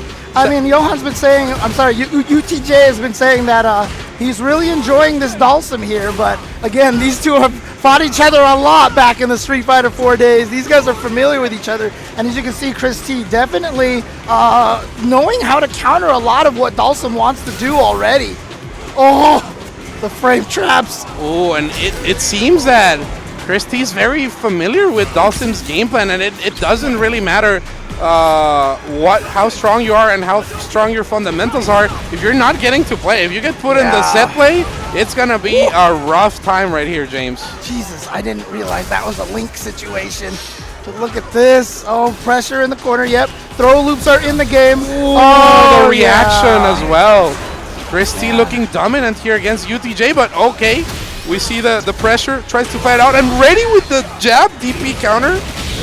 Chris T is a monster. Good reactions right there, and you know, Chris T here looking very, very strong. Oh my goodness. Let's see how UTJ adapts to this endless pressure from Chris T. Oh, no, missed it, but enough hits. You saw the armor break symbol on the screen over there. Gets the juggle and the continued pressure plus frames. UTJ trying to hit buttons, goes for the reset right there into more plus frames. More plus frames. What are you going to do? Get out of here? No, you're going to lose all of your counters. So he goes for the drive reversal, but it has to burn himself out. Nice drive parry. I can't believe you remember the name Drive Reversal. I would have said Alpha Counter with all of my life. And this is why James is in the game and I am not, ladies and gentlemen. Let's see what happens here. The pressure from Chris T, very endless, causing that burnout. And then it's just easy to get the confirmation. Spending the whole meter right there. It just seems rough to fight against a player this optimized this early. Yeah, one of the nice things, obviously, right there is he knew he was going to kill, so he knew he was going to burn out. And when Dhalsim is in burnout himself, Drive Impact becomes a very powerful tool because it's a very powerful tool against Dhalsim in general because you can go through his limbs really well. But if he can't Drive Impact you back, then it's a problem. Oh my goodness, we see just UTJ fighting for hope, but Chris T's always ready. It seems that he has an answer to every single thing that Dhalsim is trying to do. The strings are clean, the pressure is clean, and this is where UTJ has to start the Dhalsim game plan and gets punished instead. It's just so rough, James. I think he did a ground teleport. He meant to do an air teleport. Nice. Here we go. Doesn't get the slide. Got the punch counter, but too far away. Ooh. Tries DI, but does not have enough life. Just gets life drained in that armor, and there it goes. Absolutely, and that was an interesting frame trap too. You know, slide into DI, very strong stuff. But let's see if we see more of UTJ. Definitely a strong player. Might come back in the losers bracket. There's a colorblind player in Guadalajara. Yeah. And people would only pick red and green against him in Marble. That's messed up. They actually tried to mess him up that way on purpose. They went for the winning is winning strat, you know? That's Doesn't matter how. You just go after a colorblind person like that? Come on. Red and green colors, and then it's the Doctor Strange Ami Team Super. You're not blocking that. Oh, man. That's so messed up. Speaking of messed up, though, Jamie gets really messed up, but the more he drinks, the more powerful he is. And D4C right here fighting Perfect Shinny. This should be a very interesting matchup, and 2 new characters, so there's a lots of surprises to be had, James. I wonder if that's a D4C or I wonder if he goes by Dak. I'm not sure. I think it might be a JoJo reference. Oh, okay. I mean, look, I'm not an anime guy, so you'll know JoJo better than I will. But look at this nice combo here. Obviously, there we go. Got the level 4, so now he's scary. He's also got the command throw available to him as well. Long Rekkas here for big damage. Oh my goodness, no anti-air there. Yeah, and look at that patience. Perfect Shinny looks like he was trying to bait out an EXDP or something, but D4C did nothing, unfortunately. Absolutely, honoring the name. Nice, that tick throw is very important for the rest of the match, because after it, you can always go low to vibe check the jumps. So it's definitely a scary tool, very positive on block. And it's very reminiscent of Abel's stand medium kick, where you have to guess after. Right, yes. Here we Oh go, my level 3. Oh, there's the command grab that he gets out of that level 3, grabbing him right out of the drive impact. Unfortunately, however, he ended up burning himself out, so he's got to hold a lot of this pressure. Looked like Perfect Shinny missed his drive dash, his drive rush right there. But doesn't matter, doesn't miss that command throw. And she's at 5 medals now, so every command throw hurts. Yep. Oh my goodness, went for the Hail Mary tick throw right there. Dude. D4C going for the full screen pressure, and nice. Low profiling jump-ins is a very ancient technique, but people are putting it to good use in Street Fighter 6 right now. And what a grab, that was half health. So much damage. And yeah, one of the things you got to watch about in this game is this game has very, very, very generous windows. Oh, you're dead. You're dead. Very generous windows for supers. You can pump a super, wait forever, and hit a button, and it still comes out. So you got to be careful with that when you're playing a lot of these characters. A lot of leniency, definitely. Yeah. And Manon is just such a terrifying character. When she gets those 5 medals, what can you do? Well, here's one right there. So you see now it's at level 2. I think Jamie starts at 0 and goes up to 4. Manon starts at 1 and goes up to 5. So you see if he builds up the drink over here. No, chooses not to. Okay, just fighting it out, but that sweep so long range. Goes for the command grab. There's one. Might try to set up another. Let's see what happens here. And the pokes from D4C looking strong. EX palm right there. Very positive if it hits at the right spacing. Let's see what happens here. Nice And the reactions! reaction. This is what we were talking about a couple of matches ago. And there we go. Gets the kill off of that too. With D4C not dropping his combo. Yeah, D4C honoring the name. Dirty deeds done dirt cheap. That's what it stands Ah, okay. for. Oh my goodness. See, every time I hear that, because that's the name of a song, right? Yes. And every time I hear it, all I think of is T-Hawk, because everyone mishears it as 30 Thieves and the Thunder Chief. That's what I always hear, the Thunder Chief. That's what I'm calling it now, most definitely. And we see D4C adapting, choosing a more offensive game plan than game 1. And sometimes against grapplers, you have to rush them down before they can rush you down, because this is what happens. You get scooped here we up. go. Okay. Opportunity now for D4C, backs off a little bit. I always wanted to do a KI combo. Oh no, you're dead. I always wanted to do a KI combo video with Cheap Thunder and put that song in the background. Nice. Dirty D's, Thunder Chief. Dirty D's, Thunder Chief. Here we go, 5, watch the damage, ow! Oh my goodness, Manon is such a scary character. The more the match goes on, you have to be careful. And Oh boy, here we this go. might be it. Yeah, but see, that's not the CA version, so you won't get me singing. Well, at least I'll be singing Dirty D's and the Thunder Chiefs, but still a pixel left. Oh, goes for the poke. Okay, D4C still in this. Perfect Shinny Oh. looking strong though, but D4C gets the okay. drinks going and commits too hard with the dive kick. Yeah. That's how you stop that dive kick. It doesn't have a lot of recovery on landing like that. Speaking of KI, you know what we used to call Cinder's forward moving attack? No. El Tamal. Like a tamale? Yeah, that's what Mario speedruns. I just, Oh yeah, by the way, speaking about that, guys, go to the Matcherino. Go click on that donate code button, claim code button, please. Okay, and I refuse to call Shuabu huge ass, but I'll do it for the one time so he can get his Twitch clip. And right now we have famous anime player Shuabu here against Wilska, who we saw doing very well in his round 1 match. And Shuabu, Huge once ass. again... I'm looking for a man here with a huge ass. Anybody here know a huge ass? Why did Bart Simpson jokes become popular again? Oh man, here we go. Will Scott getting a little bit of a juggle right there. All right, just gonna block that one. Yeah, mid-screen, it's gonna be a little bit safe, but push towards the corner. Gotta watch out for another DI. Oh my goodness. And this is the strength of Jamie. People were saying like, oh, this character is not good, but as long as you don't commit to a special, everything's positive. So you can just poke your way out of the match. You don't have to do too much. Just play it simple and look at the damage. It's just ridiculous. You get a plus frame right there. So much pressure from huge ass. Oh man.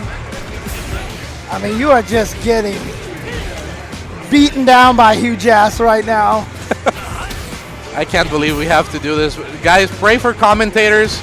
Subscribe so that production can pay for a psychologist. I mean, you saw what happened at Combo Breaker with Ultra David, right? With Jack Ingoff. Yeah, jacking off, and then I think Mike Oxmall was on stream as well. They had to fight each other. Oh, it was Oxlong. That's what it was. Sorry.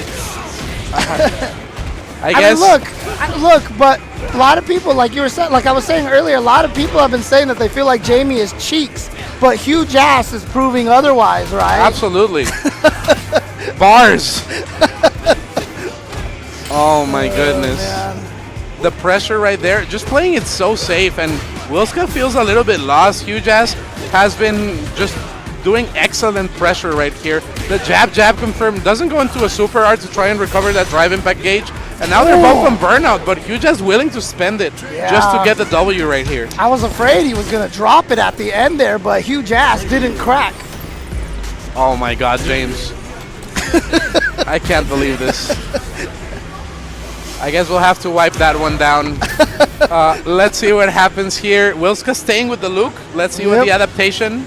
Well, we saw it earlier. Wilska did really, really well with Luke, but huge ass right now with the 1-game lead. Let's see what happens here. Gets those drinks after the hard knockdown. Baits a DP2. Wilska looking a little bit flustered here as Huge ass just putting on the pressure. Sitting on top of him all the time. Just can't escape. And the drive impact almost full screen. It's looking rough for Wilska, James. All right. Oh, gosh. To the corner right now. Wilska's got to find a way to back huge ass up right now. To the window and to the wall. Let's see what happens here. Oh my goodness. Wilska fighting it out, but the shimmy right there from Huge ass just perfect. Let's see what happens here. Goes for the raw overhead. Sometimes you gotta throw those out and nice TP. Recognizing the gap. Yeah, a lot of people are not letting Luke get away with that. I've seen DIs against it, and you saw right there from Huge ass, beautiful EX DP to beat that. It reminds me of Fei Long's chicken wing, where people would just stuff it out before it comes out because you don't want to eat the plus 9 billion frames. Yep, exactly. Oh my goodness, goes for the full string, keeps it safe with the sandblast and water reaction right there. Wilska Nice. fighting it out, still some life in him, but Huge ass just lubricating Jamie right there. Let's see what happens. Oh, man. Oh, gosh. But, I mean, right now, Huge ass working on a streak right now. He's got 1 game. Let's see if he can get 2 in a row. Oh my goodness. Wilska trying to get in here. Shuabu with the pressure. Goes for the jab string, gets that extra drink, goes for the dive kick, and it's twice now that Jamies have gone for the dive kick out of desperation, and it just doesn't pay off. Wilska puts one in. And Shuabu is going to try to bring this one back after Wilska's recovering. You can't let a player tie you up after you were in the winning round. The psychological aspect of it is always very heavy, but Wilska just adapting perfectly to huge ass. Yeah, this is what the pressure is going for right now. Oh! All right. Oh, okay. Huge ass trying to get in here, but Wilska's got an answer, and it's a big butt, and I cannot lie. Other big brothers can't deny, James. Oh, the jump in! That should do it. No, not quite enough. Oh my goodness. And what a dancer there. Interesting. That just covers such a long range. It's a viable anti-air. Yeah, I mean, again, all level 1 supers have a strike invul at the startup for at least a few frames. So, yeah, you can absolutely use them as anti-airs if they're fast enough. Absolutely. Let's see what happens here. It seems that Wilska has adapted to huge ass's pressure, but we see the drive impact there doesn't get the punish, and this could cost him. You cannot let a character like Luke just walk around like that, and oh my goodness, burnout mode activated, getting those drinks in, but it might not be enough. Wilska has enough resources to bully huge ass a little bit. Yeah, I like this pressure here. Yeah, nice jump out of there, because obviously in Burnout your block stun is longer, so you're just locked into that pressure. But here we go. Big launch combo into the level 1. Just for the damage right there. As you can see, not a huge amount of damage right there from the level 1s. Oh, he got the level 4. He's got the level 4 drinks right now, and Wilska's in Burnout. Yep, when Jamie enters that goblin mode, the damage is just so crazy, but Wilska just fighting it out. Let's see what happens here. Goes for the EX Palm. Huge ass is just fishing for something, and he gets it. Oh, this could be damage. What's the setup? And wake up again! I like that, because huge ass have done the meaty overhead like 5 times. Yeah, exactly. Yeah, Zangief doesn't really have one either. Gamaniac. Oh, actually, Pixel Mexican just said that himself. So there you go. Oh, nice. Here we go. Extension with the drive rush, but now gotta try to preserve that meter, perhaps. It's one of the things that we're not very good at early on. We tend to burn ourselves out a lot. Absolutely. What a punish on the landing frame punish right there. Wilska looking really strong. No reaction from huge ass. Could have canceled into the DI, but once again, this is day 2 tournament. You don't want to win those. And he's burned out. Oh, this could be it. Wilska fighting it out. Can't spend the meter there. We see the EX Palm to stay safe. Huge ass fishing for a critical art right here. Can he seal the deal? And the perfect parry. But that's not going to kill. That's scaled so heavily. He should have did a combo. Instead, remember the perfect parry scales damage for a window afterwards. But it doesn't matter. Wilska with the comeback takes it 2-1. Yep, and Wilska, looking really, really strong at the moment. 6 VI over there, and then you can register for the tournament.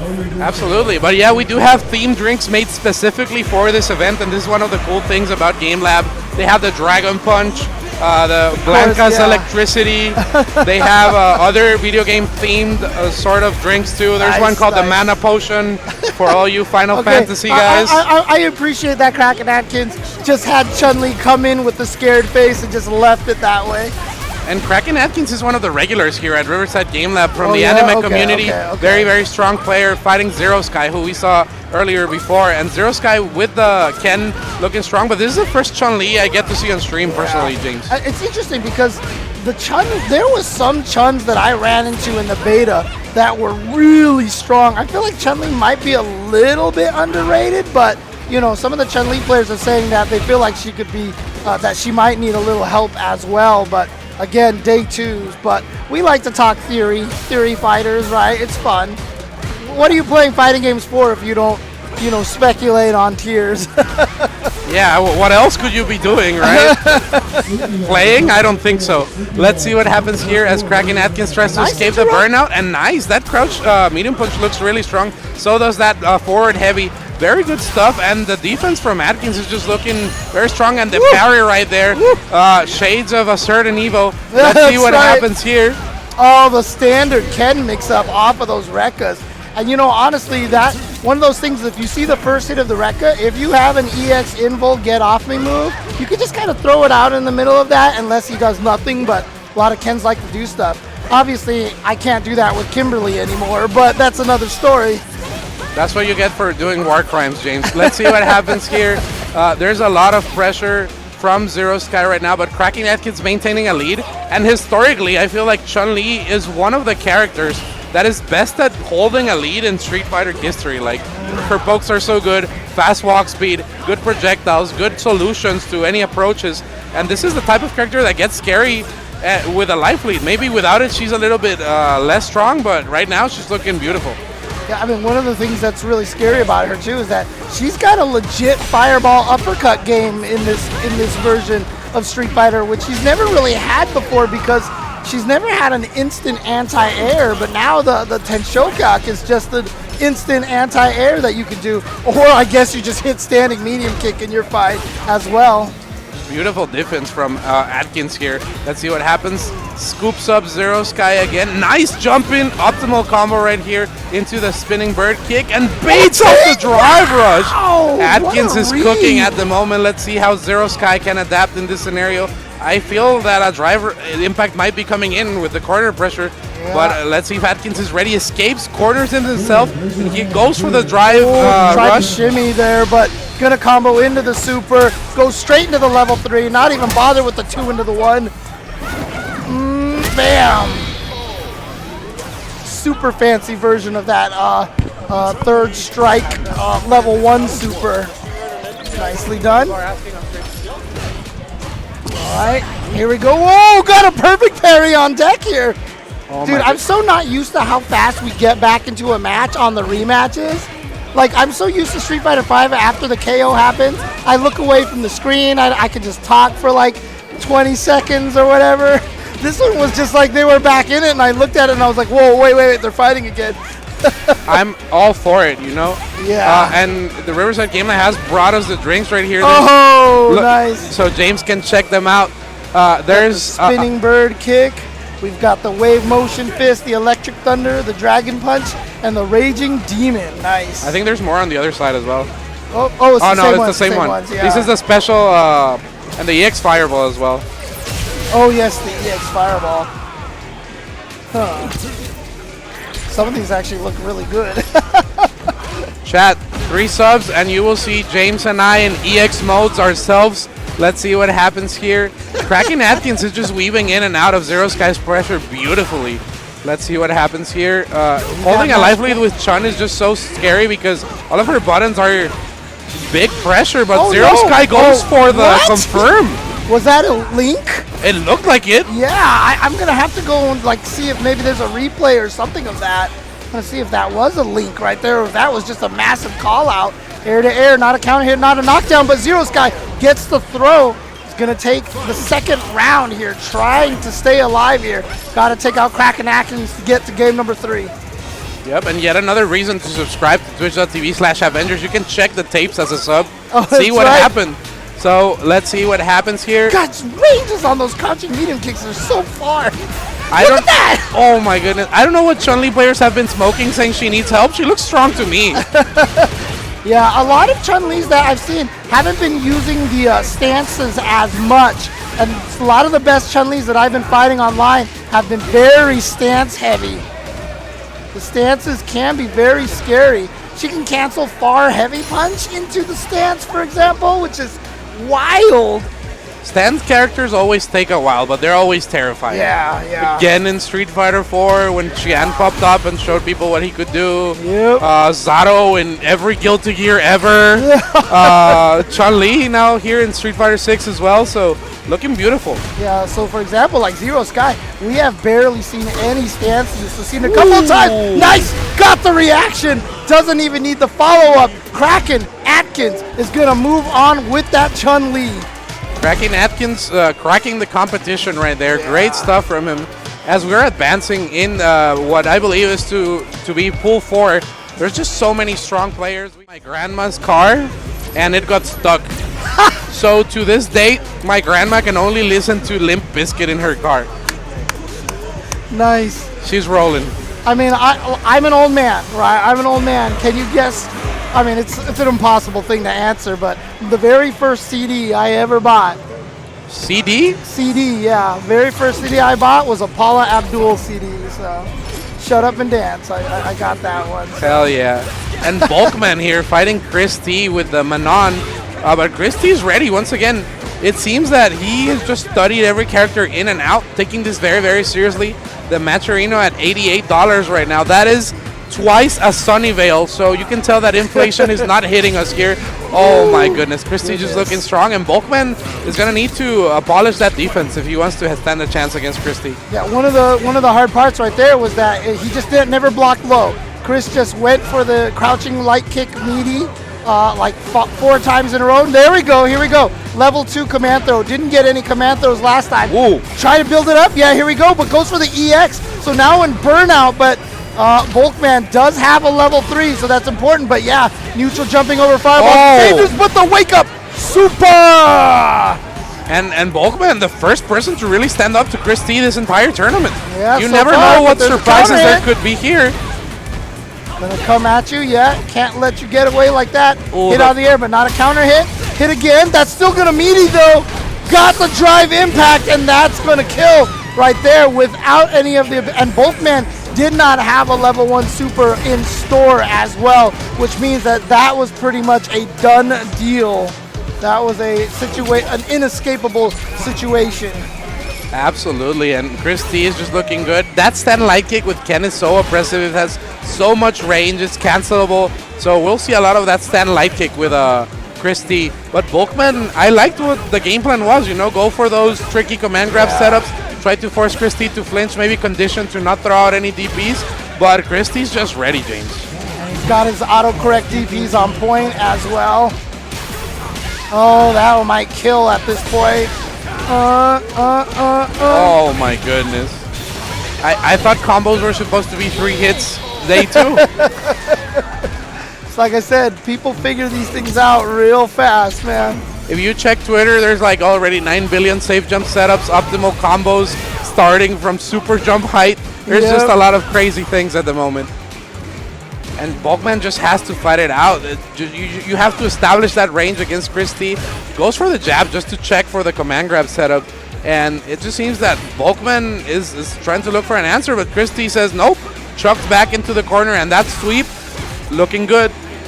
Character unfamiliarity playing a little bit of a factor here, James.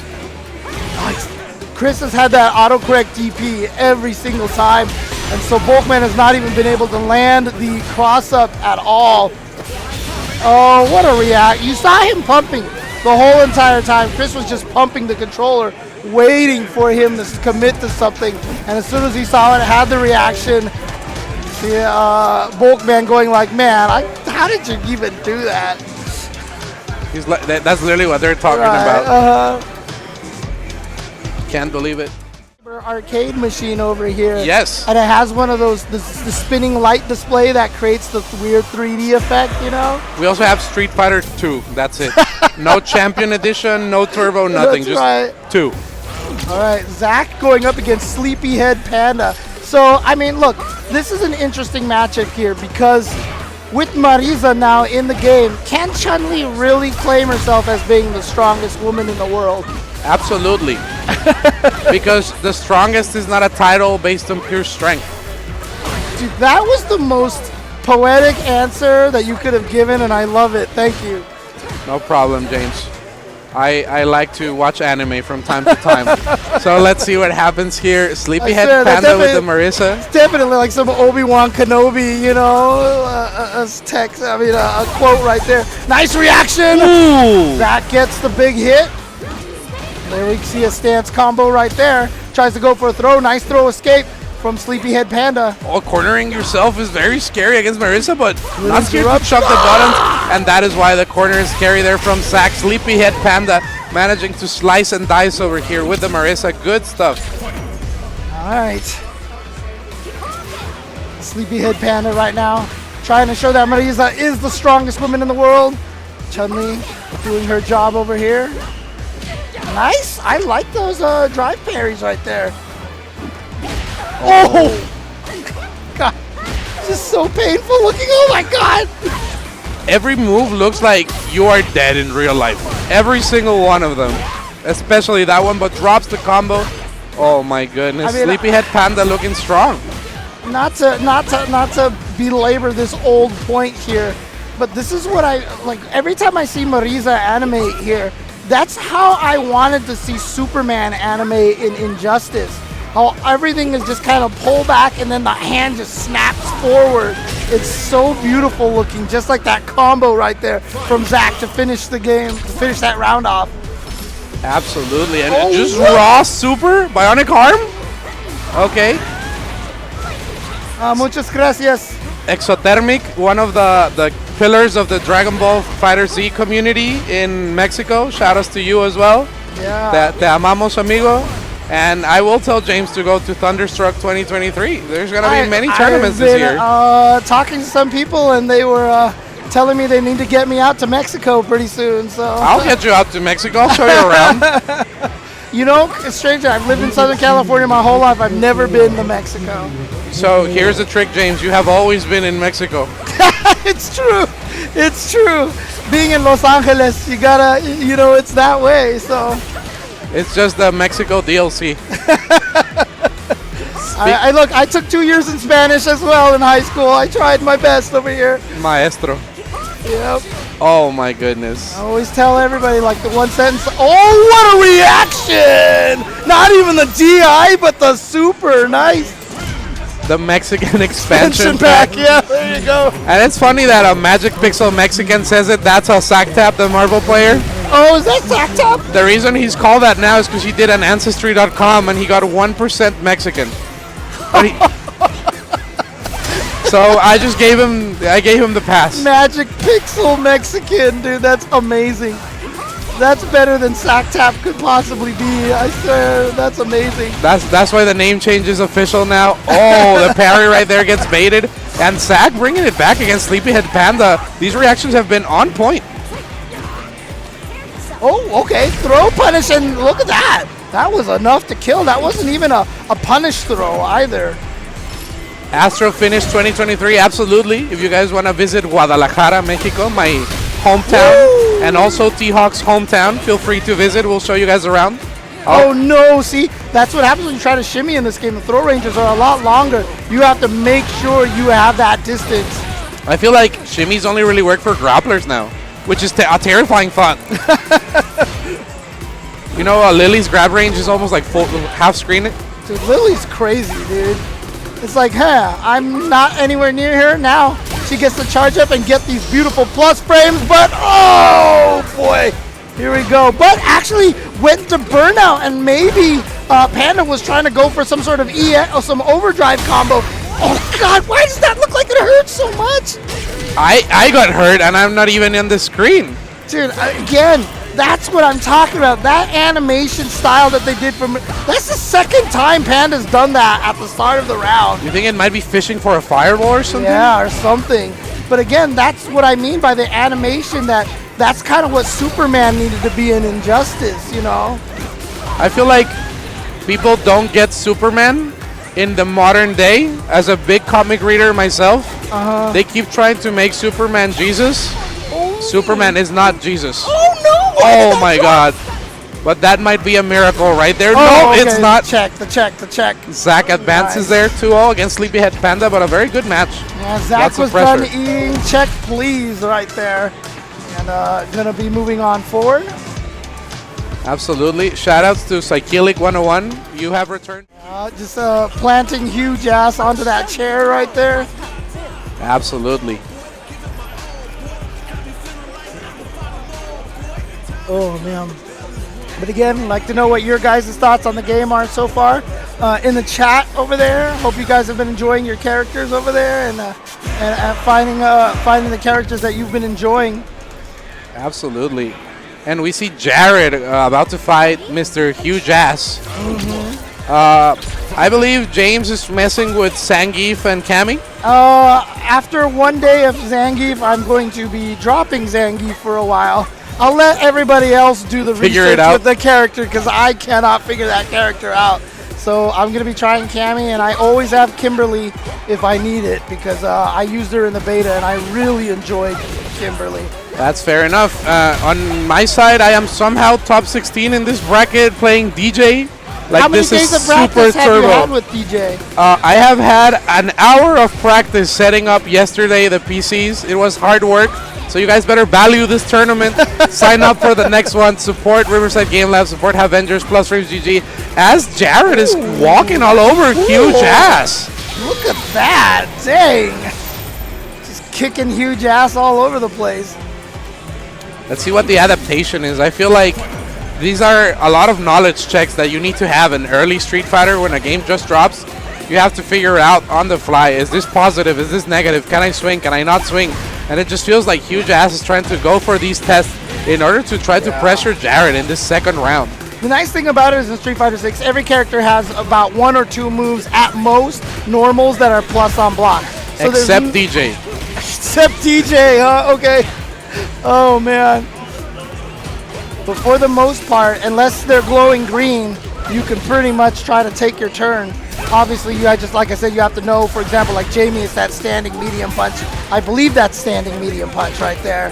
That is plus. But you see how a lot of players are just burning themselves out. And this is something that we're not really used to. So even though Jared is getting the combo over here, burnt himself out. Oh, Shades of third strike. Dude, I was about to say the third strike mix-up, dude. Look at that. But dropped the combo afterwards, unfortunately. That's also the third strike mix-up. Fair enough. Plus for or at least safe, I should say. Yeah, once Jamie is at 4 drinks, 4 beverages, he becomes a really scary character because everything is very positive. Just like that, Jared swung at the wrong moment and Huge Ass turned it around 1-1 in this first game. Yeah, the whiff punishing in this game. I mean, moves linger for a while. Obviously, early Street Fighter V, very few things could be properly whiff punished. And then this game, they made sure a lot of characters. Dude, Zangief is the most whiff punishable character in the entire existence. That's because you're not supposed to be whiffing anything. Yeah, exactly. Don't press buttons. And I place like super turbo Zangief. I'm just like hitting medium kick all day. Oh no. Woo! Here we go. Nice combo. Off of the counter hit stand light punch. Goes, pushes him towards the corner. Gets the throw. Got to watch out for DIs potentially coming up. There's Nice one. jump out too. Yeah. It jumps right in. Fights out of the corner though, very smart. And Huge Ass looking like there might be some life left in him, especially after wasting that meter. Jared has put himself in a vulnerable situation. So Huge Ass trying to go for an activation, but no, the character on familiarity. Yep. A little bit too slow on that punish. We'll figure this out as it goes. Ooh.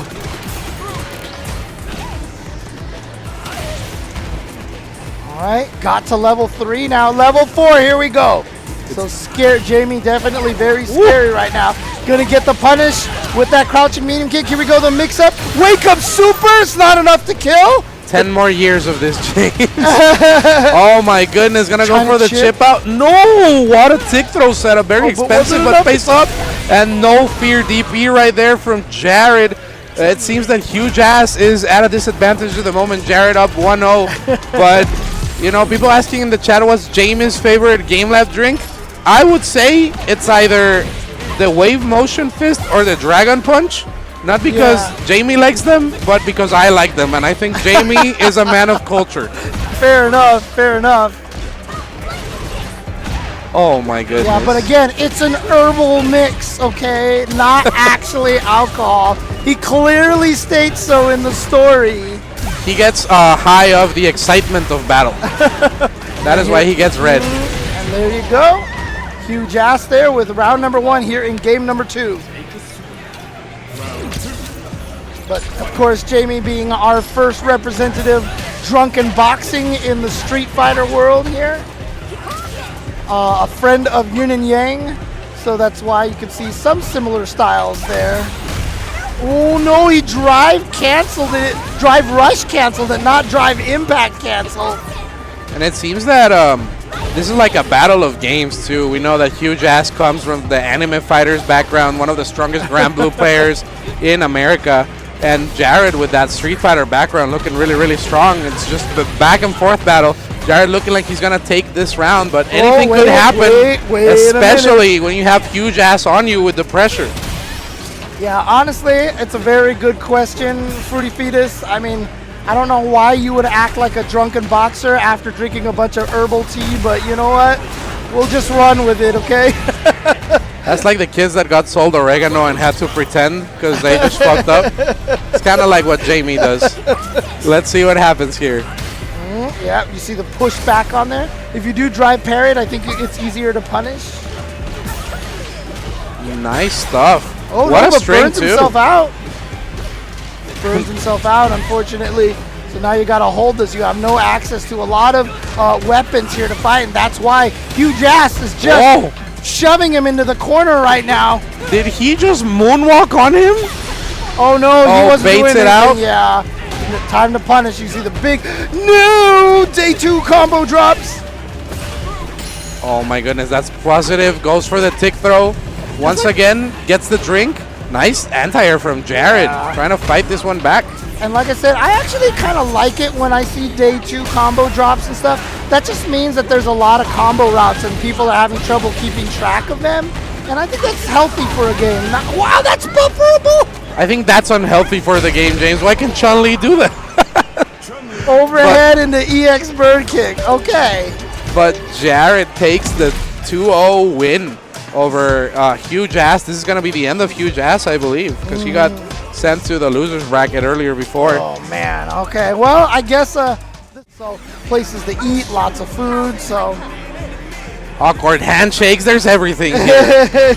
Let's see what happens. We're waiting for both of our players, and I do believe we're going to see Zach again with that Chun-Li against Zero Sky with the Ken. Should be an interesting matchup. We've seen both of these players, you know, show their A-game throughout this tournament, so it just becomes a matter of who will take it home, who has the most drive, literally and spiritually at the moment, James. Yeah, and again, you saw right there at the beginning, Chun-Li having the ability to do a fireball uppercut game. It's like I said, I really feel like that makes her very terrifying, but again, like I said, a lot of Chun-Li players, you know, even Alex Myers was saying that feels like that Chun-Li needs a little more juice, but again, we're talking about a day 2 game over here, but we like to talk about these kind of things.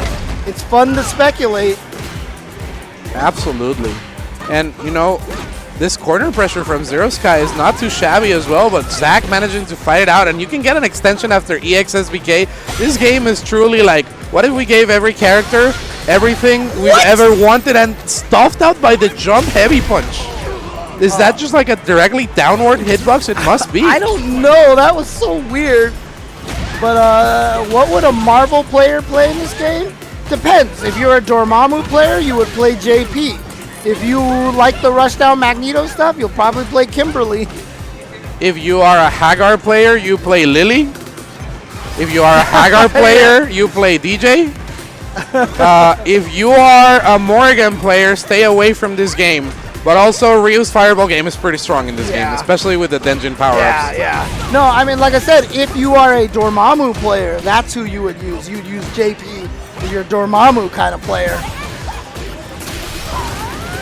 But I mean, everybody's been calling, wow, goes for the level 3 because that'll finish it off. Because JP, they've been calling him an NRS character. I've heard him called a Injustice character, a Guilty Gear character, and so, and you know, one of my friends, my tenant, you know, Olaf, right? Yeah. He really loves Dormammu, and so JP is kind of like up his alley as well. He says he feels like JP is just Dormammu. See, look at that. Chun-Li has a fireball uppercut game. What the heck? Did he just confirm standing heavy punch into something that is not a special move? That's crazy. That's stance. It's a stance cancel. Like I said, her standing heavy punch can be canceled into stance, which is crazy. This is a whole new type of Street Fighter, ladies and gentlemen. Anything is possible here. Zero Sky trying to fight out, but Zach gets the first perfect of the day. Dang, okay. It's so hard to perfect people in this game, too, because there's just so much damage everywhere. Oh, no punish, unfortunately. And here we go to the corner. Zach still hasn't taken any damage yet. Finally, there we go. Zero Sky gets the EXDP, but they're having the reaction. And remember, Chun-Li's DP is, I think it's down, kick, if I'm not mistaken. How do you feel about down DPs? I don't like them personally, but that's also because they haven't been in a lot of games, right? And so I'm sure if there was a person with a down input in Street Fighter 2 today, I would be like, it's so natural, you know? It only just feels weird to me because it's, you know, like I feel like it was Street Fighter 3 was one of the first times we got it as the universal overhead. And this match is universally over, period. As Zach is going to take it with the level 3. Have you considered a career in like rap, James? You know, that's what, dude. Did you see the Evo Japan? Did you see my bars for during Evo Japan? I saw some of them, yes. Here we go. And then I am just going to click the contribute button, claim code. Bam! 16 codes left, guys. 16 codes left. It's very easy to do, and it's absolutely free, so go and do that when you guys can. Very, very easy. And again, it's not just about this tournament, as I always say about this Matcherino. It's for all these tournaments that use Matcherino. So if you create an account, you can use your Battle.net account, your Google account, your Facebook account, whatever account you want. Even MySpace. Even MySpace. And so, like, if you want to support, this is a great way to do it. You can support so many fighting game events, not just this one. Absolutely, and Will Scott looks like he's playing the tournament of his life. I believe he's getting very far in the bracket with this Luke pressure, looking very, very strong.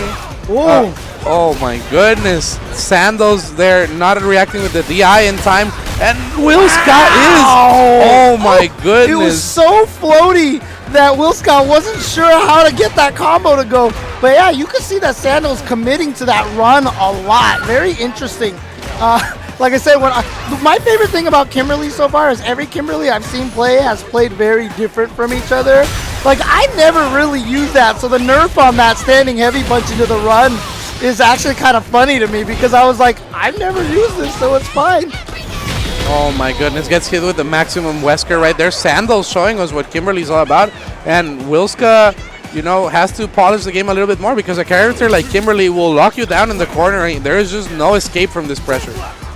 Yeah, she's very, very scary, and when she gets you in the corner, and if you have used that frame meter, plus 47 is what you are looking for on a knockdown for Kimberly to get the setup for the spray can. You can get that off of the wall splat into the run light kick follow-up with the 3 hits of the target combo, jab short, jab strong fierce, and stop. You get that from the run slide combos, and then you can plant a meaty can for real pressure, just like this. Oh my goodness, the empty jump low. Disgusting stuff from Sandals. Oh my goodness, the bird cage is what's happening. Will Scott trying to fight it out with the Luke, goes for the parry right there, and the grab from Sandals. Beautiful stuff, baits out the DP. See, Kimberly's like, what do I need an EX DP for? You see, if you block it, the character's dead. Uh-oh, my chat has disappeared. You do not need to DP. I need Kevin to unlock. If you are rushing them down and they're not rushing you down, and just Sandals looking like a monster right now with Kimberly. Look at this pressure. And for those of you guys that are new to fighting games, you might be wondering, what does plus 47 mean? What are frames? I will explain. When something is plus 47, it means you can go walk your dog, have a date with your girlfriend, get your dad a nice dinner, come back, and you will still be in block stun from the move. So that's just for dummies guide on frame data. Oh my goodness, Sandals is just looking really clean. You could watch Titanic in the middle of there as well. So, you could watch Celine Dion in Vegas if you want to. Shout outs to Viscount wherever he is. Oh man. Oh my goodness. Here we go, Sandals now, 1 round away, and this might be the end of Wilska here. This is the loser's side. Oh my goodness, we see the pressure right here. Oh, and here we go. Now Wilska trying to get his own pressure, but the punches on Wake Up into the level 3, and of course Kimberly gets powered up for the rest of the fight here. What song is Kimberly listening to? I mean, you can hear it, right? You literally can hear it.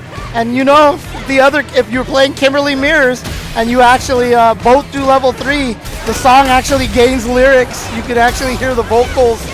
That's godlike. I did It's not know actually that. cool. Yeah, at first it's just normal.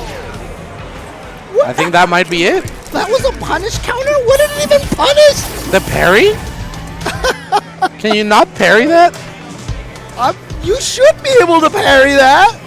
That was so weird. Oh, anyways, that is the power of Kimberly right there. Very scary character, and that's the scary thing. Like I said, every Kimberly I've seen who has played Kimberly plays a vastly different style. I don't think any of the matches have been even close. I don't know if anyone's gotten around, but if anyone can do it, it is the man himself, Kraken Atkins, with that Chun-Li play looking really, really clean. 16 codes left. It was 16 when I signed up. When I clicked claim code. That takes too long. Come on, guys. Come on, guys. We need more of you guys going in there, clicking the claim code. If we get 150 subs and we don't have those codes claimed, forget about AI James. And you know what? I'm sure Chris T right here is like, yes, please click claim code because I am taking this money. Oh my goodness. And Kraken Atkins starting strong, forcing the neutral game here against Chris T. He knows that if he gets hit, the pressure might be too overbearing, but Atkins is just ready, trying to fight it out in the neutral. Chris T gets on the aggression. Let's see what happens here. Beautiful jump in from Tatarian, but oh my goodness, great confirm from Kraken Atkins. Not quite to the corner, almost there. But he's got nice jump. Got away there just in time. Trying to get away from the plus frames from Chris T's dragon kick right there. Backs off, still hasn't quite built up. Yeah, neutral jumping over fireballs doesn't work thanks to that run. DP. And Kraken Atkins with a very strong lead at the moment. Chris T waiting for resources to come back. Playing the patient neutral game. Goes for the poke. No anti-air. Oh my goodness. When we shout at the same time, you know that the pressure is real. We're all feeling it right now. Yeah, here we go. Trapped in the corner. Got to watch out for drive impact potentially here. Yeah, you can see Chris is trying to bait it out. Nice fireball timing from Chris. EX fireball from Kraken Atkins. But he's got meter now. Trying to fish for that low forward in the drive rush. You see it right there. He got it! Here we go. Big damage here. But he went for the Hazanshu combo. If he had gone for the EX bird kick, he might have been able to finish it up. Chris T down to just a chunk here. Didn't run cancel. Didn't run. Gets the step kick. He's got the lead. Ooh. Just comes in out of nowhere with the EX dragon kick. Nice. Oh my goodness. And such a tense match from the get-go. Yeah. Let's see if Kraken Atkins can keep playing at this pace, or will he be cracking himself? Oh my goodness. Chris T with the pressure. Goes for the throw loop again. Maybe a third time. Goes for the jab check. Gets the frame advantage. Stays safe right there. Oh, the damage. And we've seen this. So Kraken Atkins was able to escape that corner pressure, having to deal with that corner pressure in the last round. But Chris T, look at this, immediately back in there. Nice check with the jabs. Tries to go for the throw. Nice awareness from Chris T this time. Drive impact out of nowhere. Kraken Atkins wasn't ready for it. Chris T read that he was not ready to go. Oh my goodness, and it just seems that Chris Tatarian has figured something out. Kraken Atkins was playing the neutral beautifully, but Chris T just somehow managing to adapt to Atkins' game style. Let's see what happens here. Goes for the poke right there off the parry. Interesting stuff. Everybody says our voices are peaking a little bit, our voices are cracking a little bit. So that means everybody on this stream right now has been cracking recently, so here we go. You know, I'm surprised with the way the FGC is that nobody signed up to the tournament with the gamer tag cracked beta male. But you know what? It is what it is. You guys get a freebie with that one. Nice DP though from Kraken Atkins, fighting it out of the corner. Oh, the wake up crouching medium kick. Gonna be big damage and back to this corner pressure. Chris has enough for one drive cancel for free, but he's saving the meter right now. He's building it up, as you can see right there, almost the full meter again. So there we go, full overdrive now. He's probably gonna rush. There it is. Oh, the pressure right now goes for the overhead. Nice. Beautiful DP to get out from Kraken Atkins. But he is in burnout now. Nice neutral jump, but that hit! I thought that was going to be too high up. Oh, he's going to land on the fireball. What a juggle by Chris T. And there we go. Drive impact, back throw. Chris T, 1 round away. That's actually insane. 1 game away, but Atkins has been so close. He just needs to seal the deal, figure it out, manage those resources, because you cannot be spending your resources like that. It's dangerous against a man like Chris T with that pressure. And here we go. Chris T probably going to try to find a combo. He's going to super on purpose to drain some of that meter. Watch the overdrive gauge right here. Bam! Down to almost nothing. So now Chris gonna try to get in for some pressure. He's just throwing the fireballs to drain him. It's Chris having the drive gauge awareness. That was all set up with that level 3 decision that he made right there. So that was really, really smart play from Chris. And Chris Tatarian advances to the winner's side, top 16.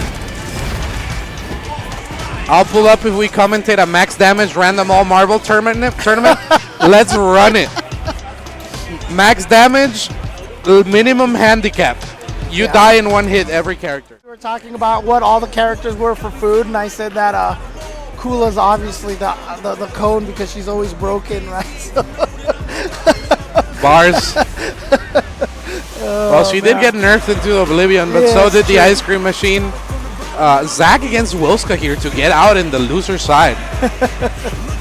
Oh, wait. I thought... Wilska had been sent to the loser's bracket last round. I thought that was loser's bracket last time. Okay. Apparently not. Well, this should... What's that? This is for top 8? Or... Oh, okay. Now it's losers qualifiers. Okay. So Will Ska here against Zach. Zach's Chun-Li has looked rock solid throughout the sets. Will Ska with the Luke. I feel like Will Ska is the person that downloaded the Street Fighter demo and played it hours and hours and hours and hours. And by the beta, he was ready. It looks like it. Oh, well, speaking of ready, nice job from Zach with the interruption on the drive rush. Even had the link from the stand light punch to the crouch medium punch all ready to go as well. There we see the stance cancel right there into the drive rush cancel, into the throw pressure. No stance cancel that time. Just baits the jump from Wilska, gets the anti-air, the throw, and the round. Beautiful stuff right here from Zach. It's just the very clean Chun-Li play seems to be making a difference. And people were sleeping on this character at the beginning of the tournament, but it just feels like Chun-Li has something in her. Yeah, like I said, I fought some Chun-Li's in the beta that were terrifying. So I do think that this character is very strong, but like I said, I'm going to leave it to the people actually using Chun-Li to have the true opinion on that. I don't think they should get the true opinion. People love downplaying their characters. It's true. I mean, that's why I tried to carefully say in my tweet yesterday that I suck with Zangief. Not necessarily that Zangief sucks right now. So. Well, true. As a celebrity, you have to be careful with your public image, James. Dude, the amount of crap I have to be careful of tweeting. Jesus.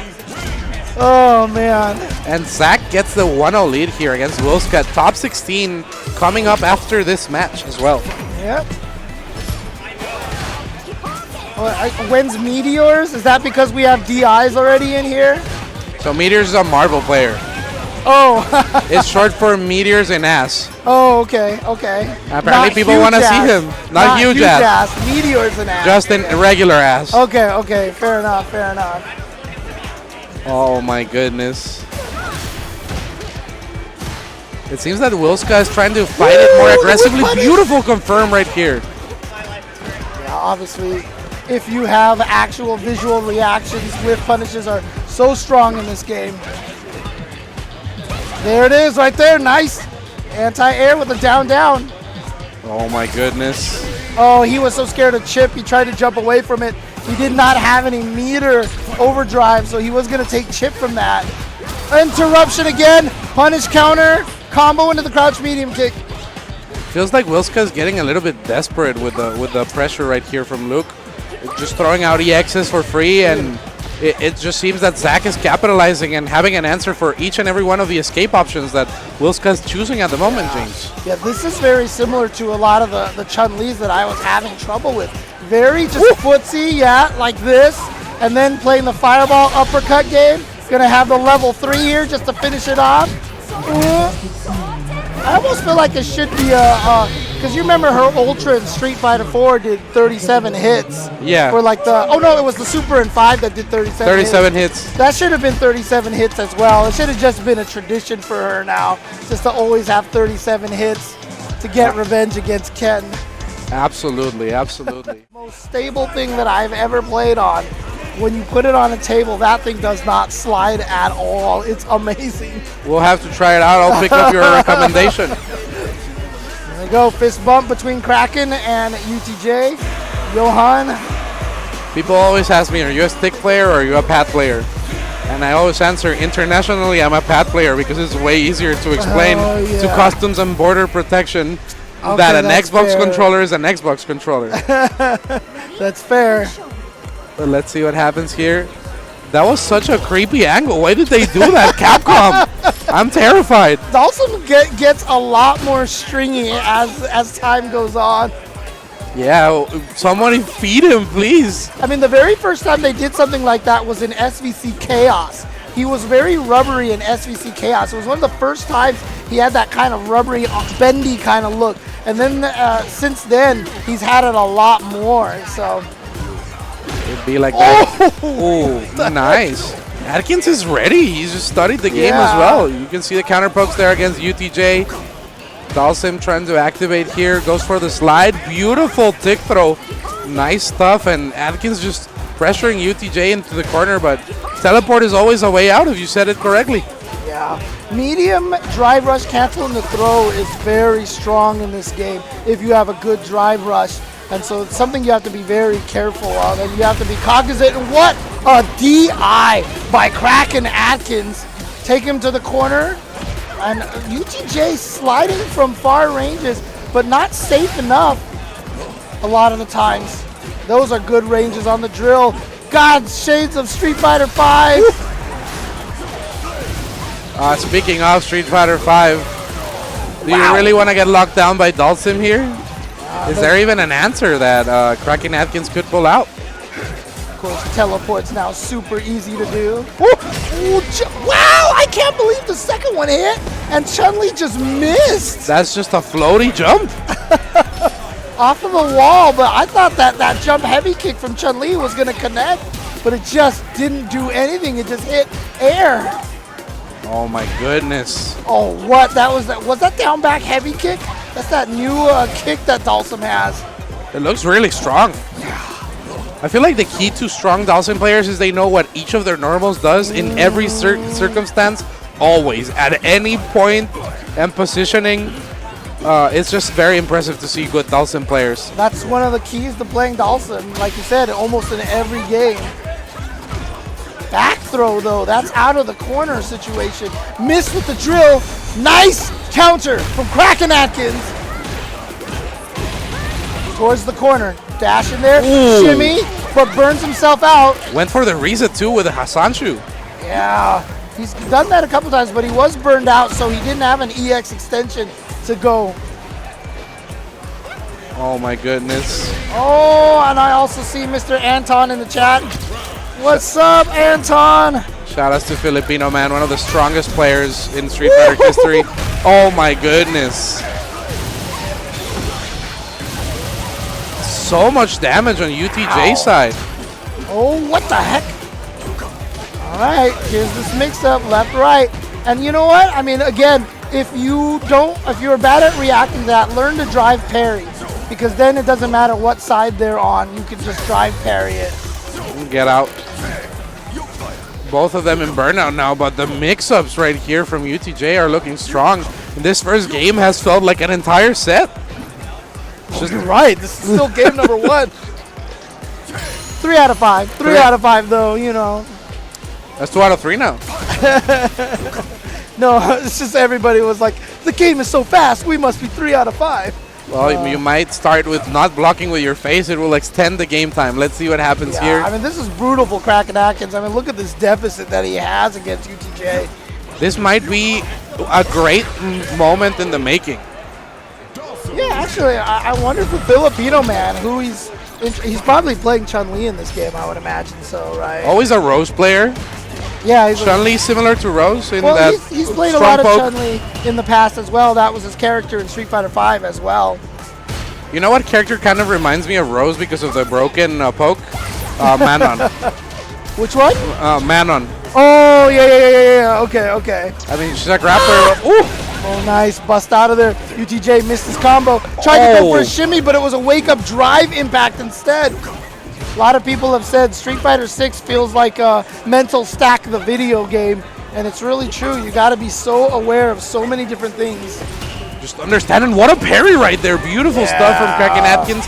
Trying to go for that tick throw there against UTJ, gaining the life lead. And this is crucial in a matchup against the zoner type character like Dhalsim.